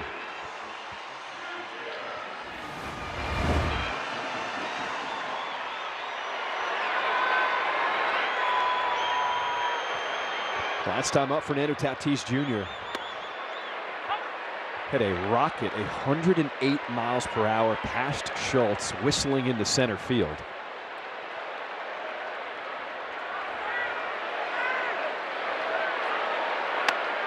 The expression on the face of Schultz told the entire story. Yeah, I think we're all thrilled that it got no piece of Noah on the way by, and I think he's most thrilled because it would have hurt in a big way.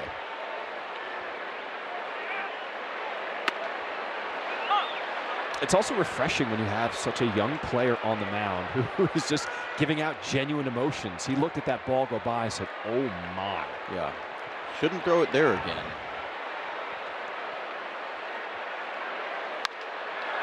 This one lined into right field, and it's going to be a fair ball. Hayes, he will dig it out of the corner. Tatis Jr.'s looking for 3. The throw not in time. A 1-out triple here in the 6th inning.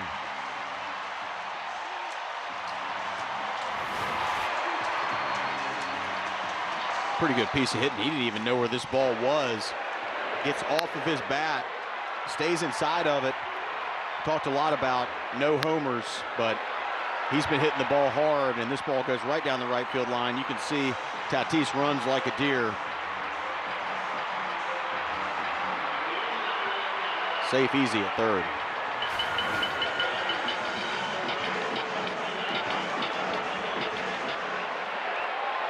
First time tonight we've heard this ballpark get loud. As Miguel Andujar steps in.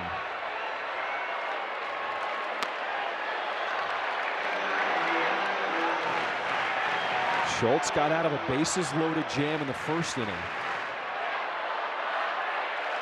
He's got Tatis Jr. on at third with one out here in the sixth.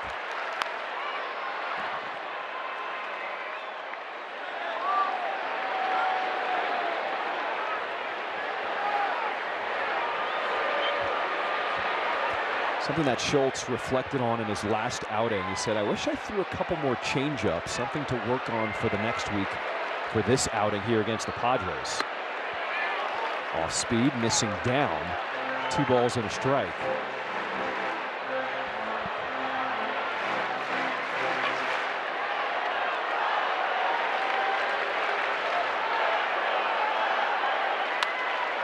Off the end of the bat, it is popped up into shallow center. Mydroth drifting back will make the catch, and there's 2 away. Are you ready for your winning moment?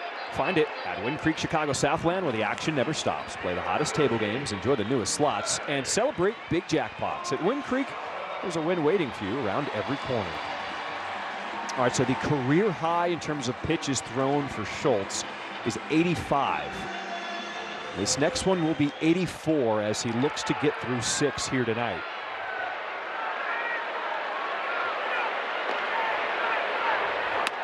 Way inside, missing to Machado.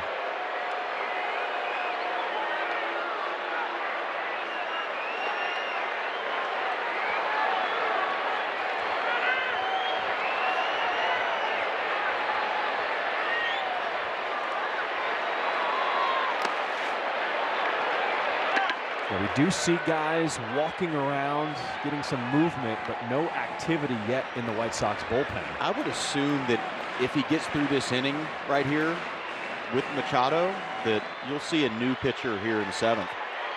But to be honest, after the first inning, I didn't think there's any chance Schultz could get through 6, so this is a huge win.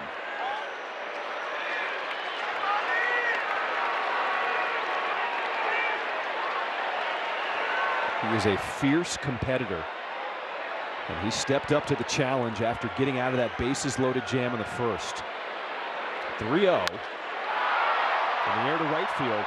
Hayes chasing towards the line, and he falls down to make the catch.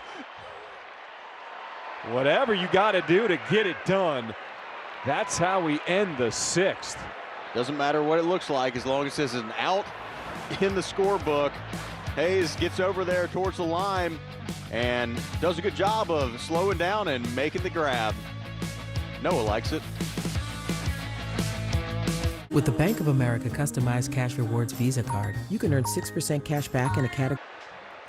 Top of the 7th, White Sox, a 7-0 lead. Murakami and Montgomery have homered here tonight. Drew Romo, bottom of the order, starts things off. How about Schultz tonight? You impressed? So good, yeah, I am. He's been super impressive, right? I mean, top prospect, comes up, 6'10", can't miss him. And he has done a great job of fitting right into this White Sox team. And he learned from that first inning, got a little run support, and then he just mowed the Padres down the rest of the game. He was excellent. I'm assuming he's out of the game. He's done his job as they're getting warm in the bullpen. Tyler Davis.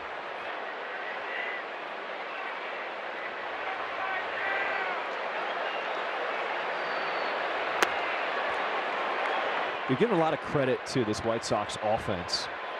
But I think also the starting pitching staff deserves a lot of credit. We've seen them pitching deeper into games as of late. You got to have pitching, and you got to score some runs to win some ball games. They're doing a really good job of doing both right now, and that's why you've seen the record that you have over the last 10, 15 days. They're doing a lot of things well.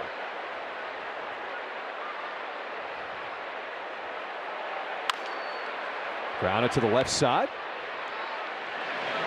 And Drew Romo is retired to start this 7. Let's do a trip down on the farm. We're checking with Brooke. I got a couple updates for you, starting with Tanner McDougal. He left to start Wednesday after just 1 inning with a right flexor strain, guys, and he will be shut down from throwing for a few weeks. And as for Shane Smith, he made another start yesterday, went 2 scoreless innings with 3 strikeouts and 2 walks. A no decision for him and a loss for Charlotte, as he's just trying to work his way back with the club, guys. All right, certainly hope for the best from Tanner McDougal, as he is a guy who can light up the radar gun, a really exciting prospect in the organization for the White Sox.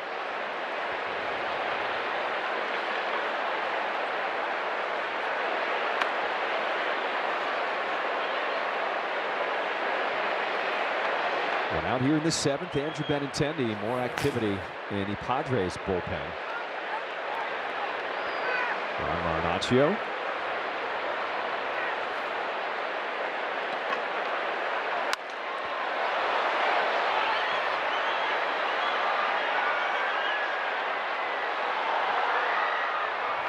White Sox came into play tonight, 3rd in the AL Central. A game and a half back of Cleveland and Detroit for first place. Did you think we'd be saying that to start May? Maybe, maybe not, but I'm glad we're saying it.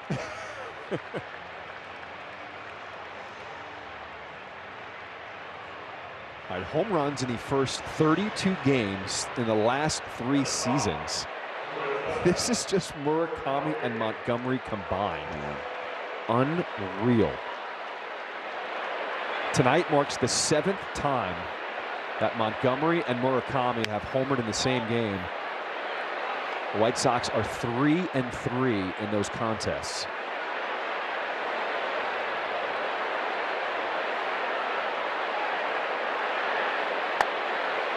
Murakami is must-see TV anytime he's at the plate.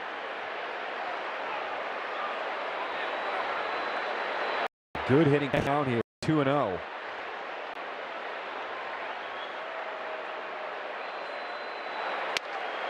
Big cut there, comes up empty, strike 1. It's not been. Took a rip at that one. He's trying to go for number 2 on the night.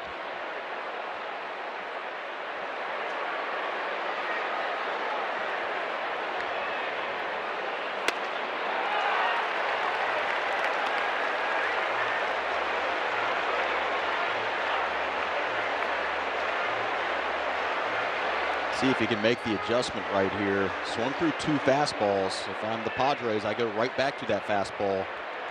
And let's see if Murakami can maybe get a little bit more on time.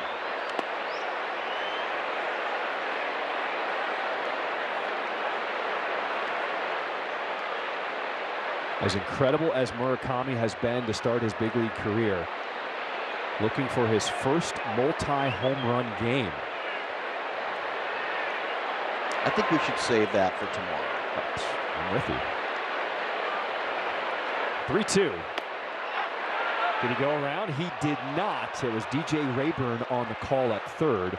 So ball 4. MLB Plus is new for 2026. Stream MLB Network 24/7 in the United States and select out-of-market games every week. Plus, you get live radio broadcasts of every game, Game Day 3D, Big Inning, and minor league action. Visit MLB.com/MLB Plus to subscribe today.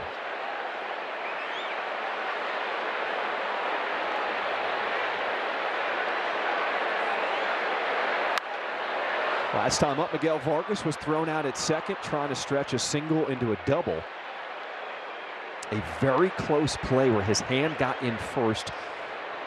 And after the White Sox challenge, they ruled that he did not maintain contact with the bag and was tagged out.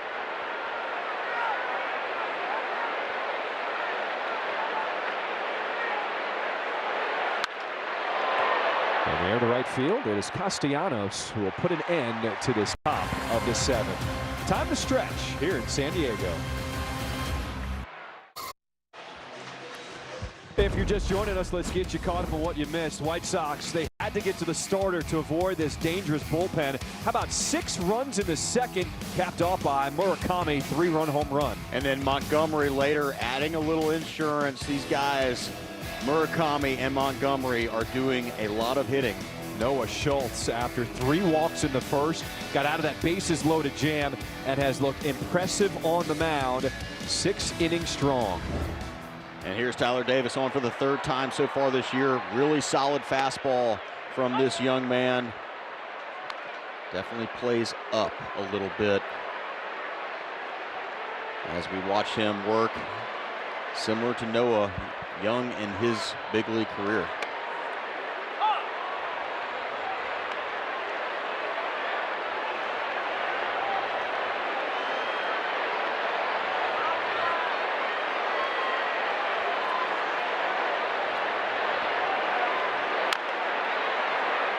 The early walks did not hurt Noah Schultz tonight, able to get out of that jam. And his earned run average is now down to, the batting average against Noah Schultz is now down to 139. Opponents just are not hitting him right now.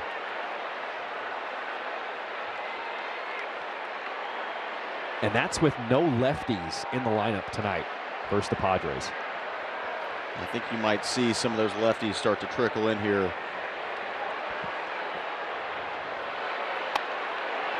Got him upstairs. Strikeout for Tyler Davis. Follow our Chicago White Sox at chicagosportsnetwork.com, presented by Nationwide Insurance agent Jeff Vukovich. Get to enjoy knowing the Vuk as much as you do the jingle at jeffvuk.com. Nationwide is on your side. You're not even pausing anymore. That ship has sailed. It is not coming back to port.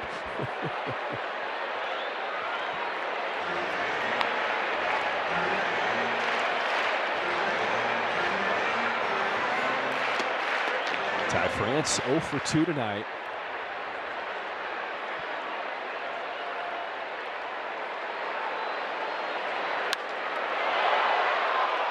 In the air to center field. It is Peters who makes the catch. Celebrate moms and women at the ballpark May 8th through the 10th. From Bravo Night to game day for the girls and the women's athleisure jacket giveaway presented by Rush, plus a Mother's Day pregame parade. Also a special ceremony honoring breast cancer awareness presented by the Illinois Lottery. The weekend, it is packed. To purchase tickets, visit whitesox.com/mom. Happy early Mother's Day to all the moms out there. So grateful for my mom, who tries to watch all the broadcasts. I know I'm sure your mom is very integral in helping you along the course of your career to get to the big leagues. Of course. She doesn't listen to many of the broadcasts, though. That mom does sometimes. That's my wife. Bodie's still locked in. Apparently he thinks these guys hit the ball really hard. They do. Another chance for Peters in center. He will come in. A nice job by Tyler Davis out of the bullpen. 1, 2, 3, 7. StatCast 3D is powered by Google Cloud. We take a look at the 2 home runs tonight. One by Murakami, another by Montgomery. Exit velocity and distance. Yeah, I mean, Murakami generally will hit these moon shots that you've been talking about and so graciously say over the air, but that one was more of the line drive variety. So was Colson's. Fastest to 30 home runs, franchise history. Look at that. A little bit behind Pito, Jose Abreu, but I don't think anybody really cares about that because he's doing it. And there's Ron Marinaccio, one for the 12th time so far this year. Colson Montgomery attacking the first pitch. That'll send Johnson drifting back. And one down as we start this 8th inning.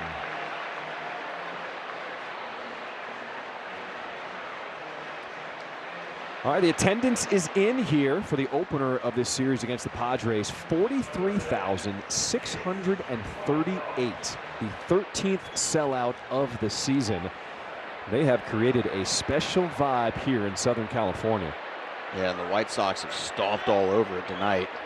Not a lot of cheering coming out of that San Diego faithful.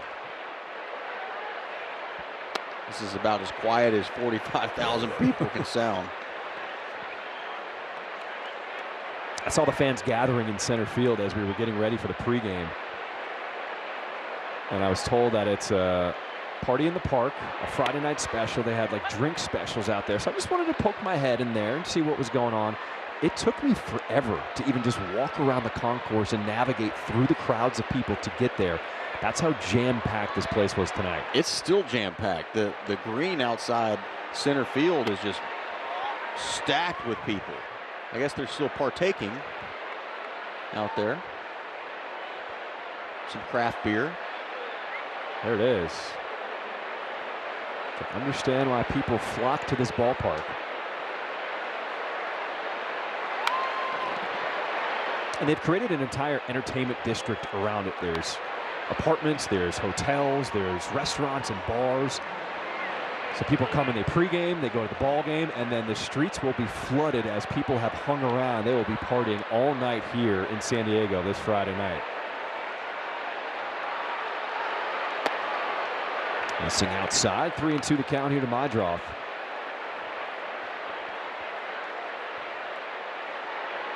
First time this season that he's batted in the 5-hole.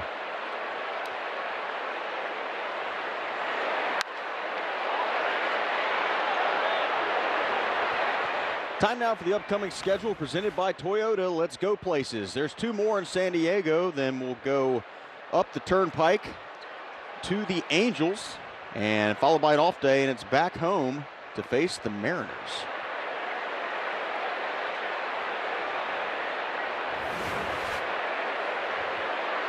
(3-2). Oh, the ground is short. Backhanded. Bogarts in the hole. Shows off the arm as Majdroff is retired. Sox fans, upgrade your game day with a private suite. The perfect space to host your closest friends and family with customizable food and beverage options. For more information, visit whitesox.com/suites or call 312-674-1000. Especially with the weather that we have had in Chicago, that is the best way to upgrade your game day experience. Inside, you get temperature controlled. And then whenever you can customize your food menu, that's how you impress all the friends and family. Just say, put it on the tab of Gordon Beckham. Maybe at one point I said that.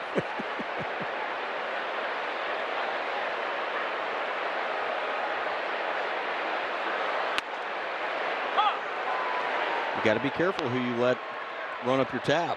Oh, 100%. I once had a couple friends that I sent to Harry Caray's back in the day. I said, hey, go have dinner on me. Well, what I didn't know is North Carolina was playing basketball after that. They stayed, and the staff said, no, Mr. Beckham said, he's paying for it. But they ran up a tab of about $1,000. Oh, and boy. I had a sweaty morning with hearing what that was going to cost me. Got to be careful. So the move is not to let your friends know that. You let the restaurant know. You tell them, I'm going to pick up the tab. Let them think they're paying, so then they don't run it up on you. It's true. They find out at the end of the night, and they're like, I should have spent more. Antonacci. That one makes its way into center field, so a 2-out single here in this 8th inning, and his second hit tonight. Sam, another good swing by him. Change up, down and away.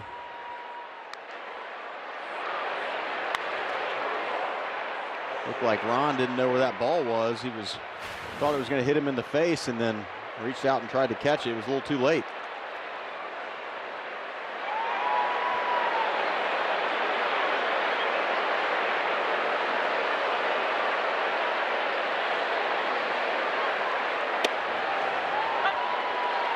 So did you learn your lesson after that? Did you stop just allowing people to just I thought I was doing the right thing? I thought I was doing the right thing, and then next thing you know, a nice thing turns into something that was a little uncomfortable.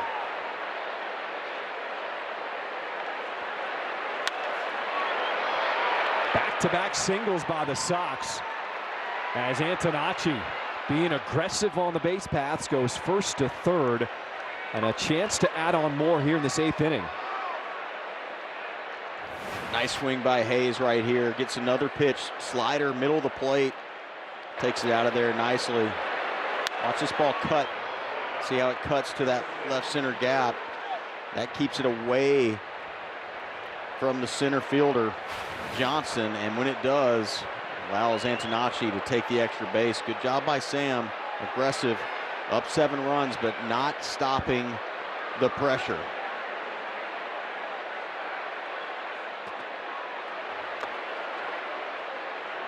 Inside, ball 1 here to Tristan Peters with 2 outs in this 8th inning. I'm curious how many people were in that party. 3. 3 people yes. ran up a 4-digit tab. Sure did. There was one of them was a big North Carolina basketball fan, and it was the Final Four. Peters in on the hands, fights it off into center field. That'll drive in another run here in this 8th inning, as the Sox have not let up tonight. An RBI single, making it 8-0. Cobbling together a couple singles, another changeup in the middle of the plate, and Peters hits it, gets it off the hands a little bit, and it's a good thing he did because this ball drops below the glove of Johnson. Nice job all around, scratching another run. 8-0 now, White Sox. They are pouring it on.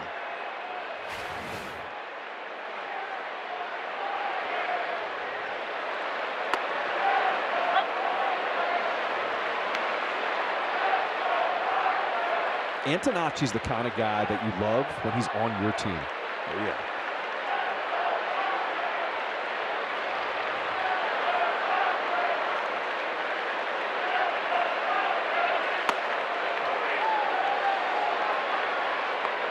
Drew Romo's been on base twice, a couple walks, he's scored once. Scored as part of that 6-run 2nd inning.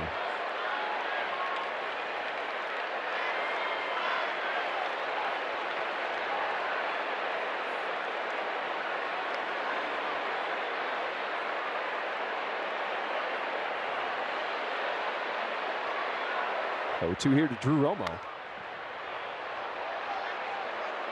Go inside the Chicago White Sox with Chuck Garfien on the White Sox podcast, featuring exclusive interviews, expert analysis, and behind-the-scenes insight on the team's past, present, and future.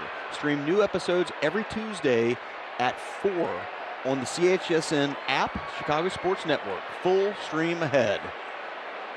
Chuck looking dapper.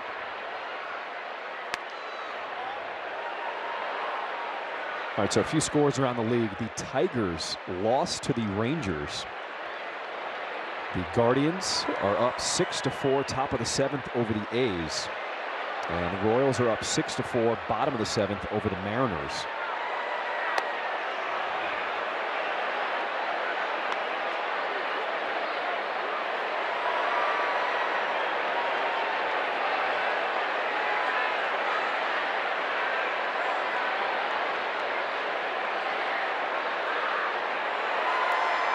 Two. The other team in the division, Minnesota Twins, they lost earlier today, 7-3 against the Blue Jays. The White Sox keep playing like this, a chance to really make some moves in the division.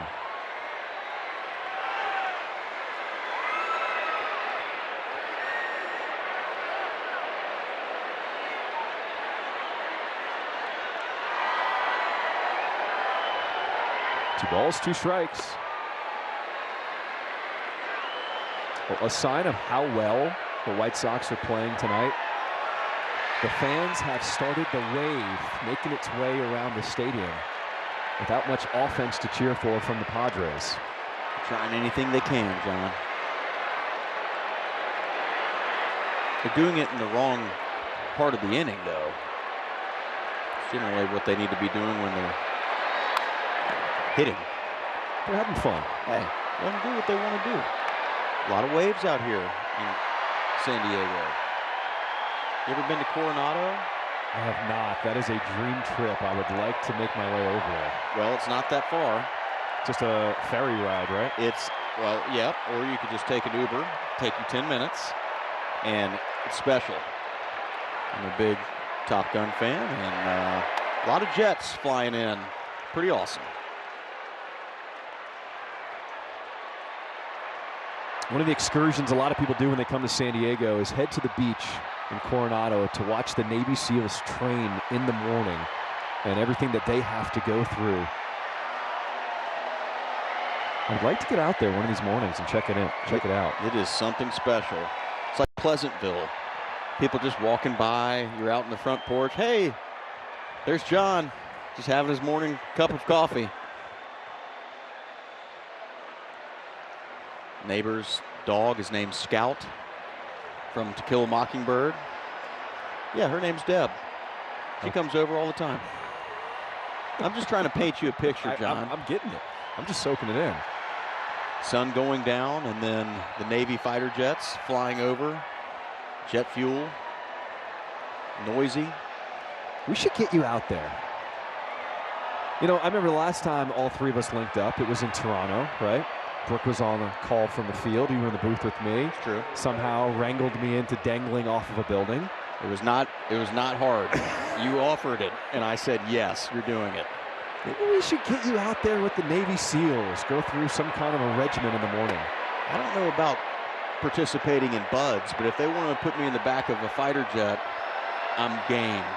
Brooke, what do you think about getting Gordon out there on the beach with the Navy SEALs? Do you want him to show up to work tomorrow? No, I'm kidding. I have all the confidence in the world. I know you've been working on your fitness, Gordo, so I think you can handle it.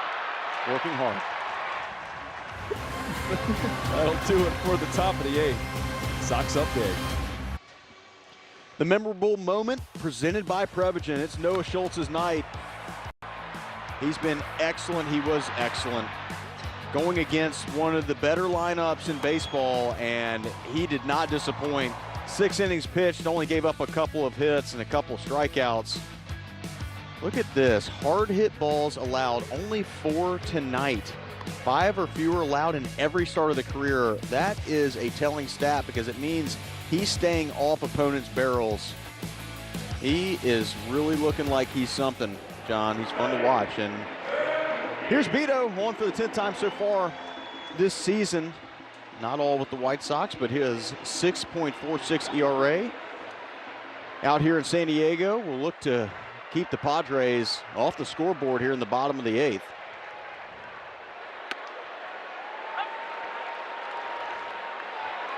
So Derek Hill has entered the game defensively and takes over in right field for Hayes. As Beto will face 8-9-1 here in this Padres lineup in the 8th inning. Freddie Fermin 0 for 2. As the Padres collectively just 2 hits tonight. Not only did Noah mow him down, I mean, they didn't hit very many balls hard, right? I mean, obviously Tatis had a pretty good night, and Machado hit a line drive to right field that was hit hard, but Noah's really looking better and better each time he's getting out there. He's starting to gain more confidence, and he's been in some different situations. It's not all been the same outing, so he's had to grind through some. He's had some tough start of the game and then finish strong, and then athletics, he was kind of dialed in from the get-go, but also got some good run support there. So it's good to see him pitch well in different situations. We're also seeing the type of respect already given to Noah Schultz at just 22 when you have a lineup facing you without a single lefty in the order. Well, he hasn't given up a hit to a lefty, so why fight it, right? In the hole, Montgomery's going to show off the arm on the money in time. It is time now for a preview of White Sox postgame live presented by Ling. Let's check in with Chuck and Ozzie. All right, we've got a great show for you, but meanwhile, Murakami, Montgomery, Noah Schultz, the White Sox, they look great here tonight. They did a pretty good job, especially they're facing the San Diego Padres. Good ball club. They've been playing good all year long. Now, how about Schultz? Schultz, I know. Murakami. Wow, good, great thing to watch. All right, we got comedian Pat McGann on the show. We're in San Diego, so we have an Anchorman edition of Late Night with Chuck and Ozzie. This show is going to be crazy, off the walls. You do not want to go to sleep. It's coming up after the final act. One out here in this bottom of the 8th inning. Bryce Johnson.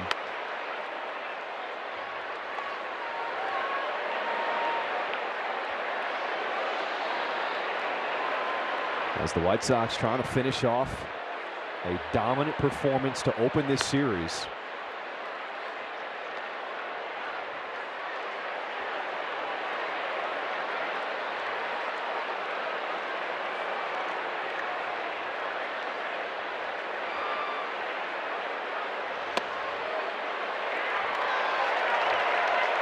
And a 4-pitch walk here at the bottom of the order. Head to the ballpark on Friday, May 15th, as we take on the Cubs at 6:30. Catch the White Sox in their City Connect uniforms for this crosstown rivalry. Plus, stick around for a post-game fireworks show presented by Rate. To purchase tickets, visit whitesox.com/city.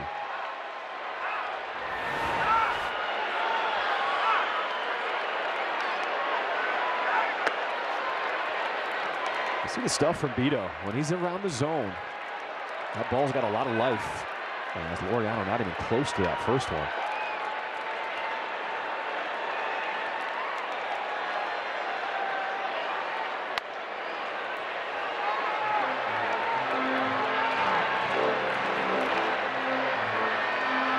You go on MLB.com right now. The first story in latest news is Murakami. He has become national news now as he leads Major League Baseball in 13 home runs by himself. Sure, there's a few papers talking about him in Japan as well. He's international. It's unbelievable what he is doing right now. And the way he handles the attention, I think, is the most impressive part of all of this. So calm about the way he goes about his business, carries himself through the clubhouse. Nasty pitch by Beto, out number 2.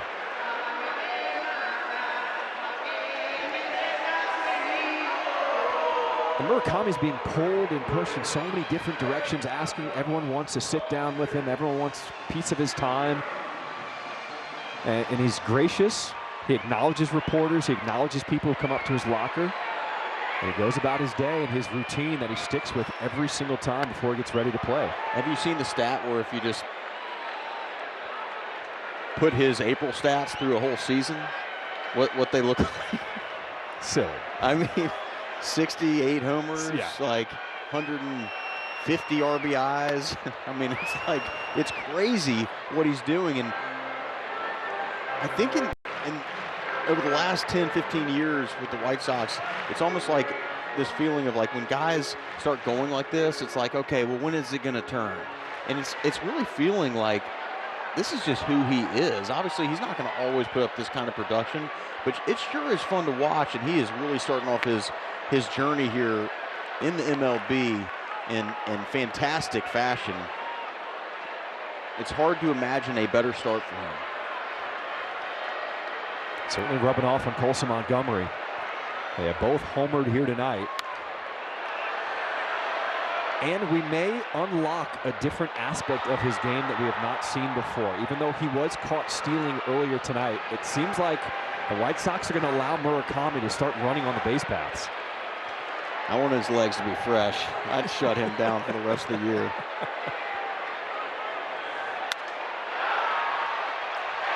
Flare to right field, that one's going to drop as Johnson goes first to third. So a 3-hit ball game for Fernando Tatis Jr.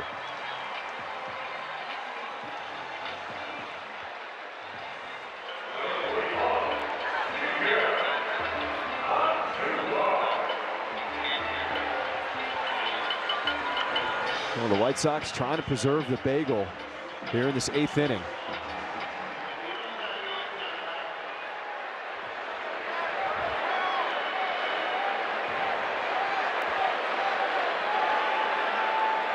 Two outs here in this 8th. Grounded up the middle. My drive knocks it down, but the run does score. And the Padres get on the board here in this 8th inning. Nice effort by Chase up the middle, knocks it down, unable to corral it. Might have had a play at second base, maybe. Probably more than likely a hit even if he catches this. Colson wouldn't have gotten to the bag in time anyways as he's shading in the 6 hole. So it's a run for the Padres. The shutout is is gone, but it's still 8-1 White Sox. It is ruled an RBI single for Andujar.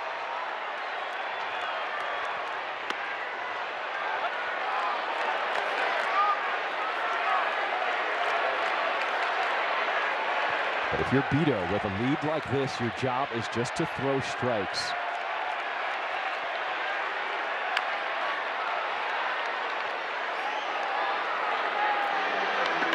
Will Venable always says, if they hit you, they hit you. What he doesn't want is to have the walks and the free passes creating traffic.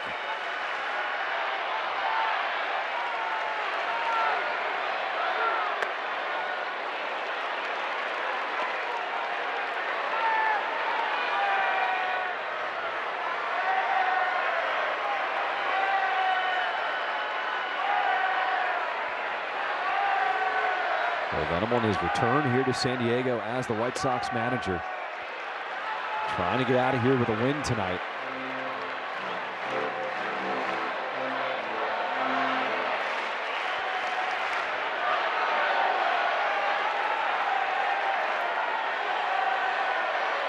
Two-two.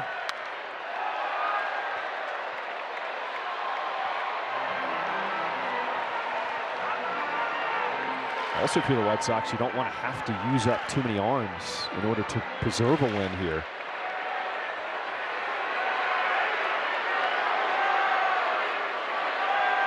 Two outs here in this eighth. And a foul ball.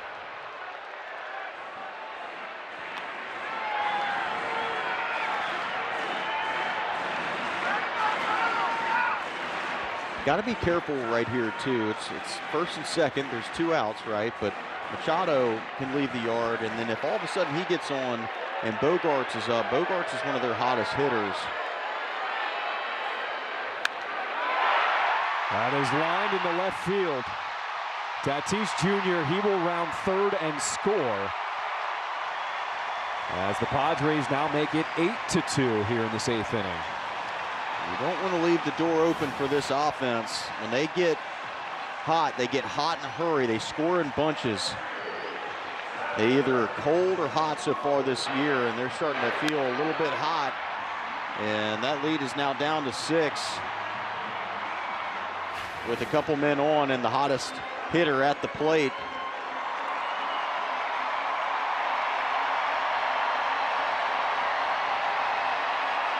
Sellout crowd of over 43,000. There's still many left in these seats making noise here in this 8th inning.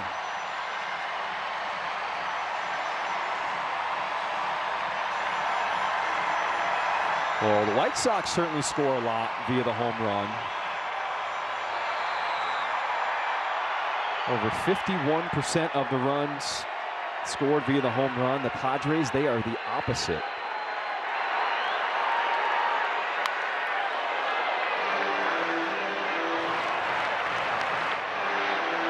These are the lowest percentage of runs coming by the home run.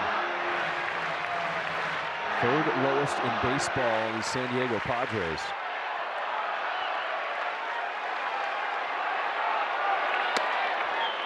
Good pitch by Beto, strike 2.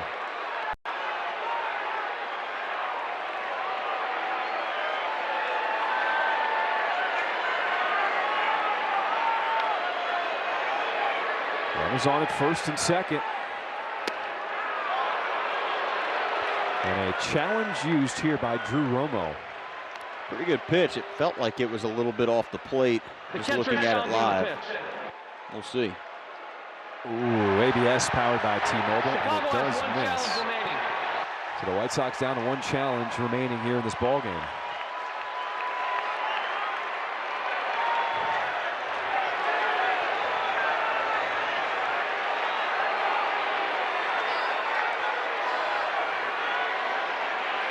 One-two from Beto. On the ground, it is Montgomery. The flip to second will get out of this jam. Padres score 2, but Sox still up big. Sox fans, take the game with you. Subscribe to the White Sox only plan and stream every game live on the Chicago Sports Network app on up to 3 devices. Start your 7-day free trial today and subscribe at at subscribe.chsn.com. Chicago Sports Network, full stream ahead. It's that time. Come on back to the TV because Munetaka Murakami is at the dish here to start this 9th inning.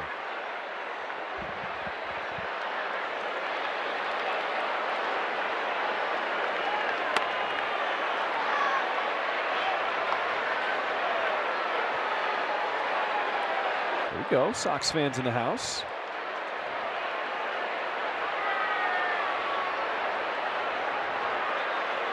One ball, one strike. Let's go back to the home run in the 2nd inning. Yeah, got a pitch right in the middle. Game was really still on the balance at this point, and that 3-run homer put the White Sox up 6-0. 111 off the bat, like I said earlier. A little bit more of a line drive, not one of his moon shots, but it doesn't matter what they look like. Murakami sends this one out to right center field. It is Johnson with the catch out the warning track. Just missed his 2nd home run here tonight. Yeah, I think you see the difference of early in the night versus late in the night. He hit that ball pretty well out to right center field, one of the deepest parts of the ballpark. Only 99 exit velo, so didn't get it fully, and it's caught near the track.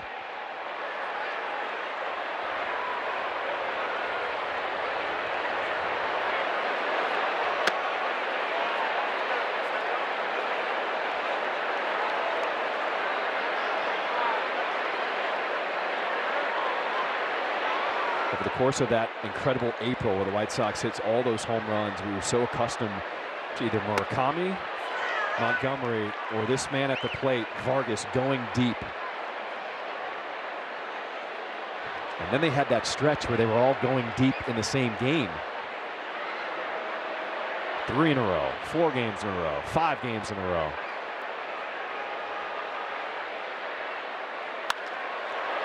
Vargas hit this one on a line to center. And there's out number 2 here in this 9th inning.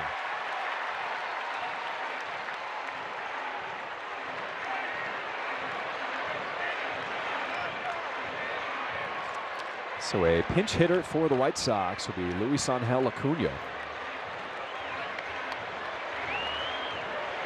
as he replaces Colson Montgomery here in the 4-hole.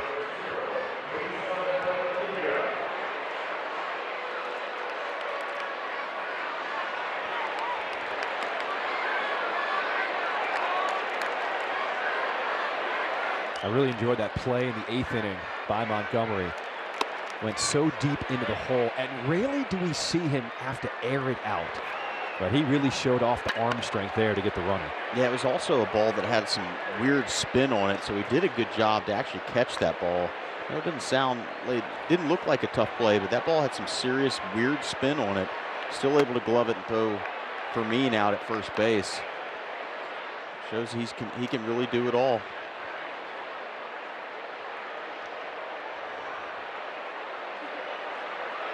So Acuna enters this game with 2 outs in the 9th, 1-1.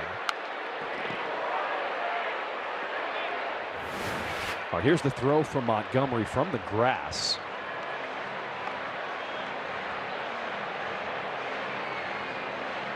That's pretty nice. Got a good arm. He didn't even really, I feel like he has more in the tank. He knew who was running. He knew the catcher was running. I bet you he could get it more on the line if he needed to.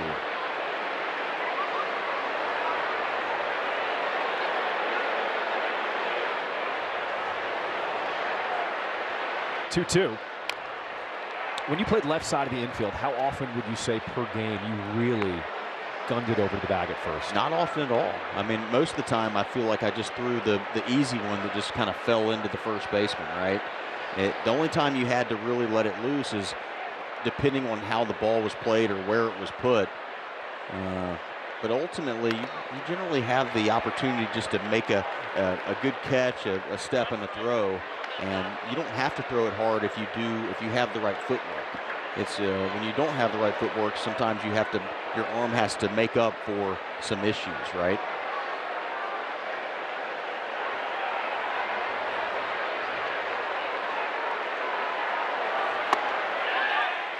Here to first, and Acuna did go around for strike 3. Bottom of the 9th we go. Sox looking to wrap it up. Flight by Yingling.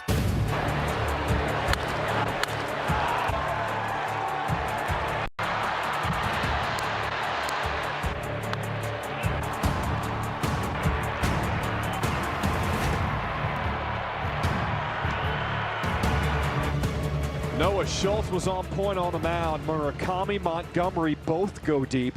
And the Sox needing 3 more outs to finish off this opener here in the 9th. And they'll look to Jordan Hicks for those last 3 outs. 15th time on the bump so far this year. He's been really good as of late, working scoreless in his last 7 games over 6 innings pitched. He'll look to shut him down here in the bottom of the 9th. He inherits a 6-run lead. And Acuna staying in at shortstop for Montgomery. Ty France leads things off. And the hard-throwing righty Hicks pours it in at 97, strike 1.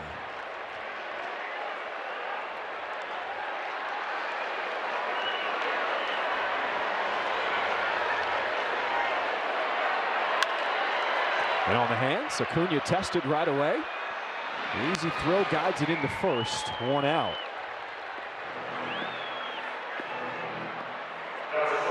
You have me looking for the footwork now, and I noticed how Acuna really moved his feet to have time for that one. Well, the way that he threw that ball across, I would say that was my throw across the diamond 90% of the time. Just an easy catch, shuffle, throw, let it just fall back in. I called it the salmon, swimming upstream. The salmon? Yeah, just swimming upstream. Watch this. He's going to start it to the right of Murakami, and it's just going to fall right back in. See it? That's the salmon. Just a fish trying to swim upstream. Is that the biggest tip you would give to young ball players in terms of, you know, guys want to show off their arms sometimes and gun it across the diamond, the footwork being an important element of playing the infield on the left side? I used to be told there are no bad hops, just bad footwork. So a lot of times getting the right hop is all about your footwork. There's the big hop to Vargas as he guides it into Murakami. And the Sox are 1 out away from winning game 1 of this series. Yeah, what a night for the White Sox. Came out, bat swinging. Noah Schultz on the mound. He followed suit after that long first inning where he threw high 20s pitches. He got through it, walked 3 people, but got through it unscathed, and then got through 6 innings. A wonderful job by him. White Sox have added a couple more since that top of the 2nd, and that's where they sit right now, 8-2.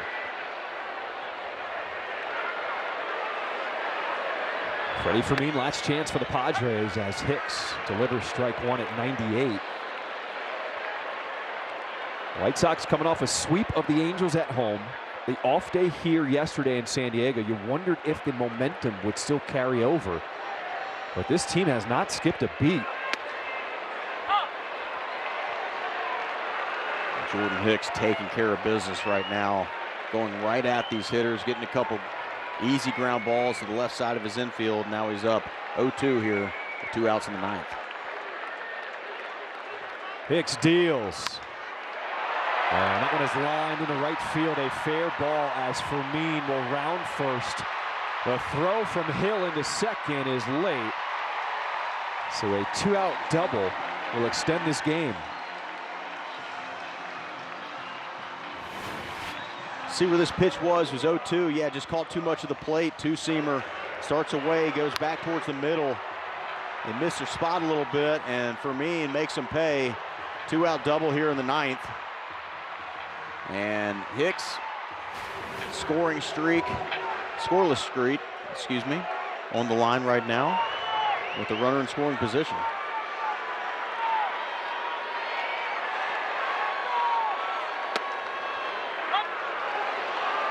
Dials that one up to 100.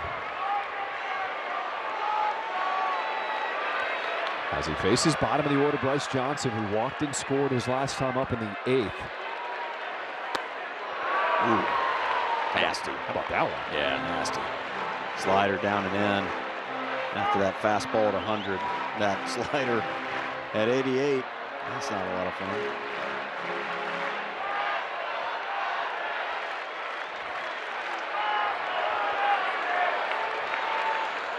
The 0-2 from Hicks. Just a tad high, and we have a challenge here from Romo. The catcher challenging the ball. Well, you can't take him with you when you go. ABS, powered by T-Mobile. Chicago is out of challenges. James Hoy saying that with a little disdain. You got him. Use him. That's right. All good. Trying to help his pitcher out. 1 ball, 2 strikes. Swing and a miss, strike 3.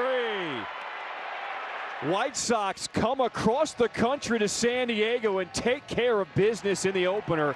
8-2 over the Padres, and that's now 4 wins in a row for the White Sox. Just a complete team win. They scored some runs. Noah Schultz was dominant on the mound after that long first inning, and then the bullpen did their job. White Sox are rolling right now. That's 4 in a row for them, and this one is against one of the best teams in the big leagues. Nice job tonight by the Sox. Hopefully they do it tomorrow. Montgomery hit his 9th home run of the season, and Murakami hit his Major League Baseball leading 13th home run of the season as the White Sox put it on display. For Brooke Fletcher, Gordon Beckham, I'm John Schriff, and thank you for spending your Friday night with us. It is a final. White Sox beat the Padres 8-2. White Sox postgame live, presented by Yingling, comes your way next. Chuck, Ozzie, it's all yours. That is how you start a road trip. Chuck Arfine here with Ozzie again. It is late night with Chuck and Ozzie. It is coming your way. Our special guest, look who we got here, the comedian of all comedians. The best. Pat McGann. The best. Is Dude, I am joining happy us. to be here. Yeah, you know, you come on the show, they blow out the Padres. I love this show. I love this show, and I'm here. And they won. What a night. So Pat's got his 5 funniest White Sox moments in history. This is a resume tape. This is the tape that I sent. That's the one we gotta look at. The Comcast Sportsnet, 22 years ago, it was found. It'll be played on the show. That's still working? We're going to find out. Oh, no. That looks like porn. Anchorman edition of Late Night with Chuck and Ozzie. After this big win by the White Sox, Murakami goes deep.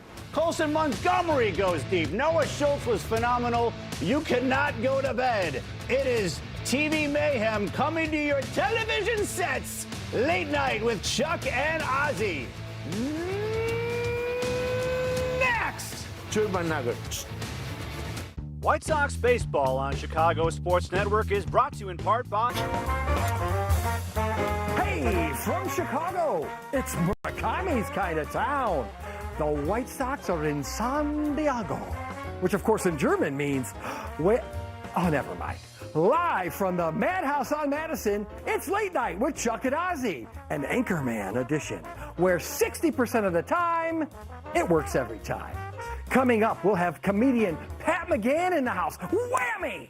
Plus, Bartolo Colon, Steve Lyons, Mark Wegner, and we'll introduce you to a Southside legend, Doomsday Danny. And now, the 2 guys who are kind of a big deal, our hosts, Chuck and Ozzie.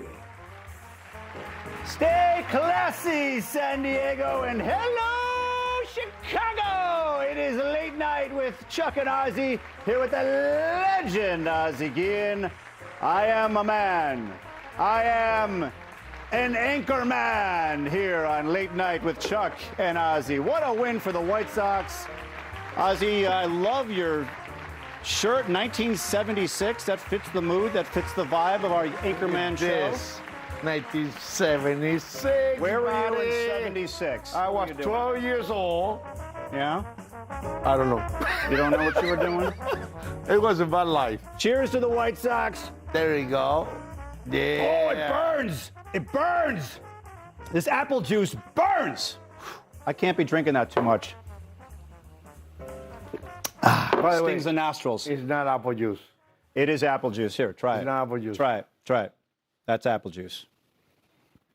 This is a family show. It's apple juice. At midnight, that turns into bourbon. So, welcome to the show, everybody. This White Sox team, I mean, they go out to San Diego, and that was That's my favorite game of the year, right there.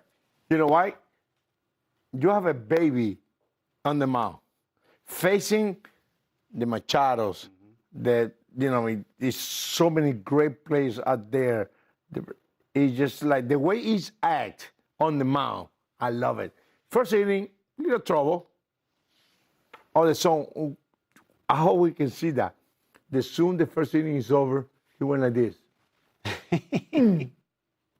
And after that, lights out. Offense, unbelievable. From the first inning, they attack. And Will Venable say, we had to attack these people early because the bullpen is good.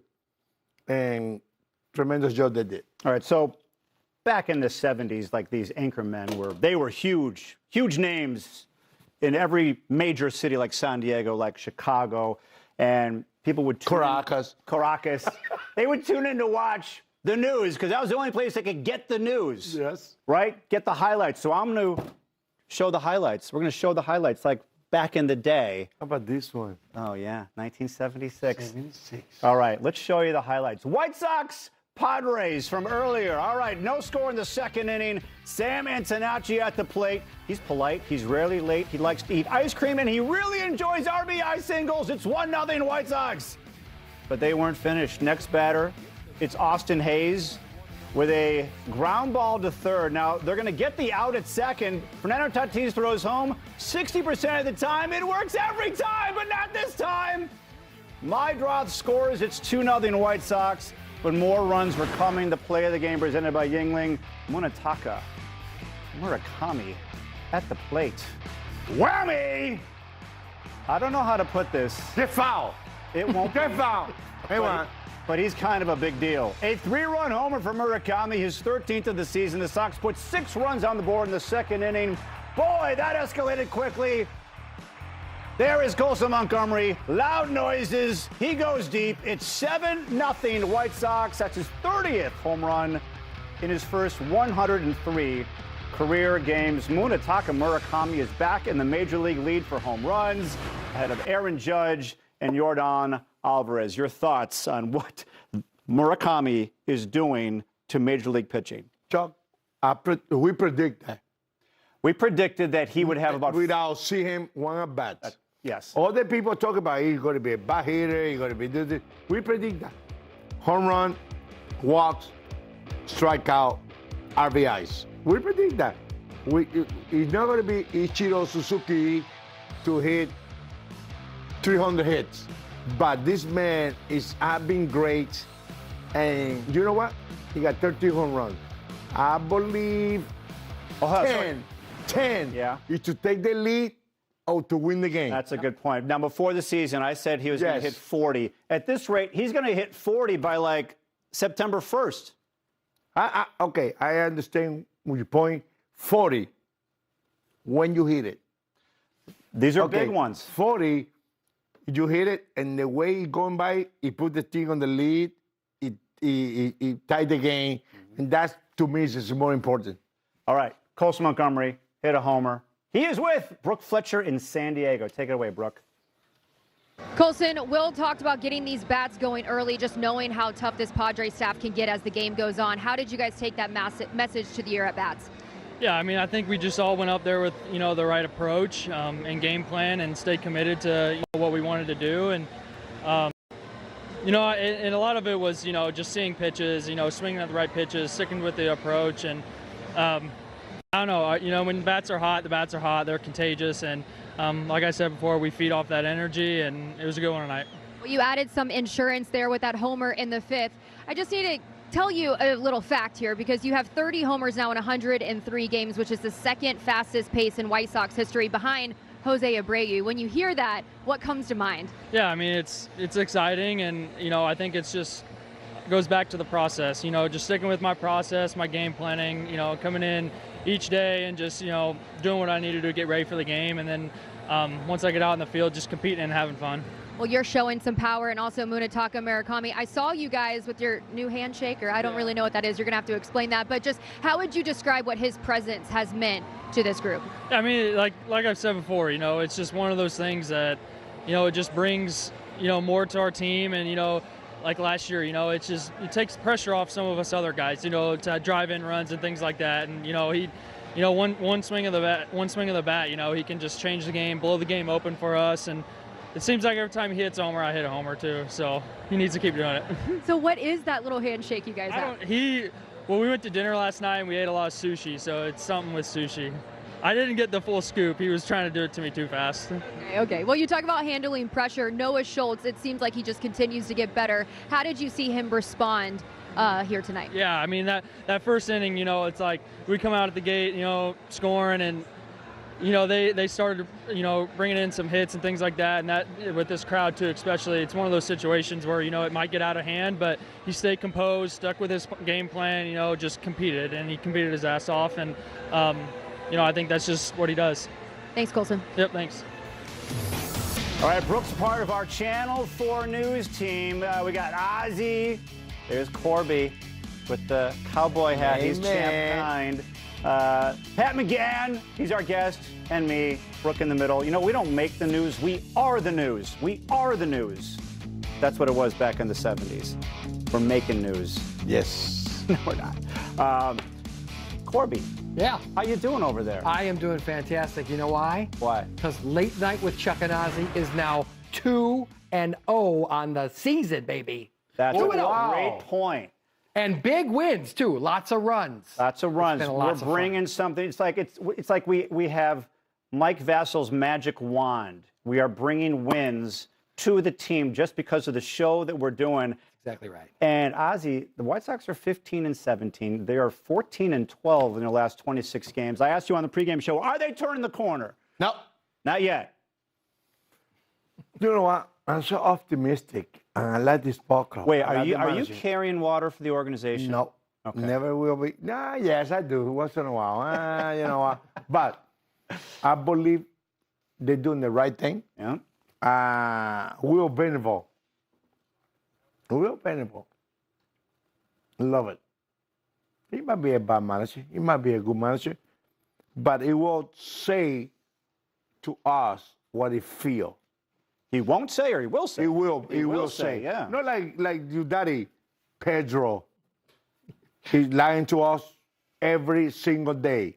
But this man, I don't know the coaching staff because they change. Yeah. They made a few changes Whatever in the the reason is. offseason. But Will Venable, he dictate what they want to do, dictate how we're going to play, dictate I will take the blame, dictate never will take, I say, we're winning because me. It's a legit man we had to run this ball club. All right, today's difference maker, tonight's difference maker, brought to you by St. Xavier University. We're talking about Noah Schultz. Just watch out for the guns. They'll get you. 6 scoreless innings, only 2 hits, 3 walks, 2 strikeouts. He's got some moxie out there, and he's got good stuff. And this was a big test for me because, hey, there's some legit all-stars on that team, and they were very quiet here today. You know what? Outstanding job. First inning, got a little bit in trouble. When he left that inning, you can see his attitude, his head pumped up. I got it. Yeah. You know what? That's something. If you talk about a guy can really do a good job in the big league, that kid. Yeah, that's only his 4th major league start. By the way, we say that, not just me, you too. You've been saying that for a little while. I don't. To say that for a little while when he was in AA, AAA, this guy could be legit. I see it, minor league, or it's in the big league. Listen, what's up, fan? This guy could be legit. If this kid stay healthy, obviously that's the biggest thing. Yeah. We're going to have fun with him. Yeah, we're already having fun. He's good. Yeah. He's very good. All right, so when we moved over here from NBC, a lot of equipment, a lot of files, a lot of stuff came over here to the United Center. I'm in the office the other day, and Ward Hook, who's like in charge of all the video, says, hey, I believe this belongs to you. And I'm like, this... Be careful what you show. This is... Be careful. Be careful? What do you mean? Betamax. You don't know what's on here? Well, I'll tell you what's on here. I know, that's why. All right, this is the tape that I submitted to Comcast Sportsnet in 2004 to get a job, potentially get a job for this network, or what this became of this network, my phone number in Denver, this is not my phone number anymore, so if you want to try and call it, it's not going to work. This was my phone number, and he says, I've got this tape of yours. It's my resume tape. I have not seen it in 22 years. Would you guys like to see what's on this tape? Of course. Bring it. Corby, you worked with me back in 2004. I did. You'll recognize this person. I have not seen it. I didn't want to see it. I want to see it live on the air with all of you. I have no idea what they chose. I'm a little nervous. Oh, be careful. So this is going to be me. Look at Corby. This is going to be me from 22 years ago, 2004. I was working for Fox Sports Net in Denver. This is our Prevagen memorable moment. Me back in 04. Yes, the NCAA tournament was sent to the electric chair this weekend and got a whole bunch of shocks. How you doing, everybody? Chuck Garfine with Sandy Williams. Hey, guys, with Peter Forsberg. John Michael Lyles, the rookie, but boy, you're almost a seasoned veteran at this point, huh? Whoever started the rumor about Granato being in trouble with his job, I don't know. So he'll be back 100% next season, whenever that season is? Yep. But while the Hansons look like brothers, act like brothers, even share like brothers, give me the bottle. In reality, they're not all brothers. Vanderbilt's Matt Freege has never been compared to Michael Jordan, but he did play high school basketball with Lee Melchioni, who plays at Duke with Chris Duhon, who played for the Blue Devils with Jay Williams, who was a teammate on the Bulls with Corey Blunt, who played on the Bulls with Michael Jordan. So maybe it took 6 degrees of separation, but what Freege did today was pure airness. Shabaka's death sent ripples all the way back here to Boulder, because when Lawrence arrived for spring practice, he was a changed person, a different football player with a new perspective about life and death. I got to talk. I think I got worse. I was much better back then. I got a little thing in my throat watching you. Really? You get emotional watching me? Well, my wife say you get emotional for everything, but working with you, to me, it's a privilege. Oh, wow. Yes, Ozzy. Yes. Appreciate that. You know why? Because you go all the way from there, and there were a lot of stops before then. A lot before everything, Yeah. before who you are, and go through it. I know it's not easy gig, and. Most of the time... Me and Peter No, most of the time, they give that gig to a good-looking guy. This took a lot of work to get to here. Hard. I do work to get that hard. job. Yeah. To me, it's a privilege to be your partner. It's a privilege to what you teach me in this business, to make me look good in this business.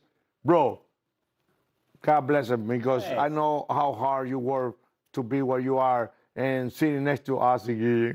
By the way, if you would have told that guy in 2004 that I'd be doing this show with you, I would say, I don't believe it. Hey, you know why? It's easy. Chuck, when you was starting, and say, I'm going to do a show with a guy, we can even understand what he's saying. We don't know what the hell he's saying, and you speak the same language I am.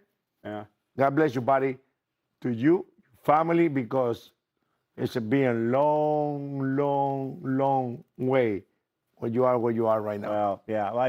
I'm reminded of that when I watched that tape. That seems like a long, long time ago that I was doing that. I worked in Denver for a year, and my dream was to get to Chicago, and this tape made it happen. Now, the dream is not being to Chicago.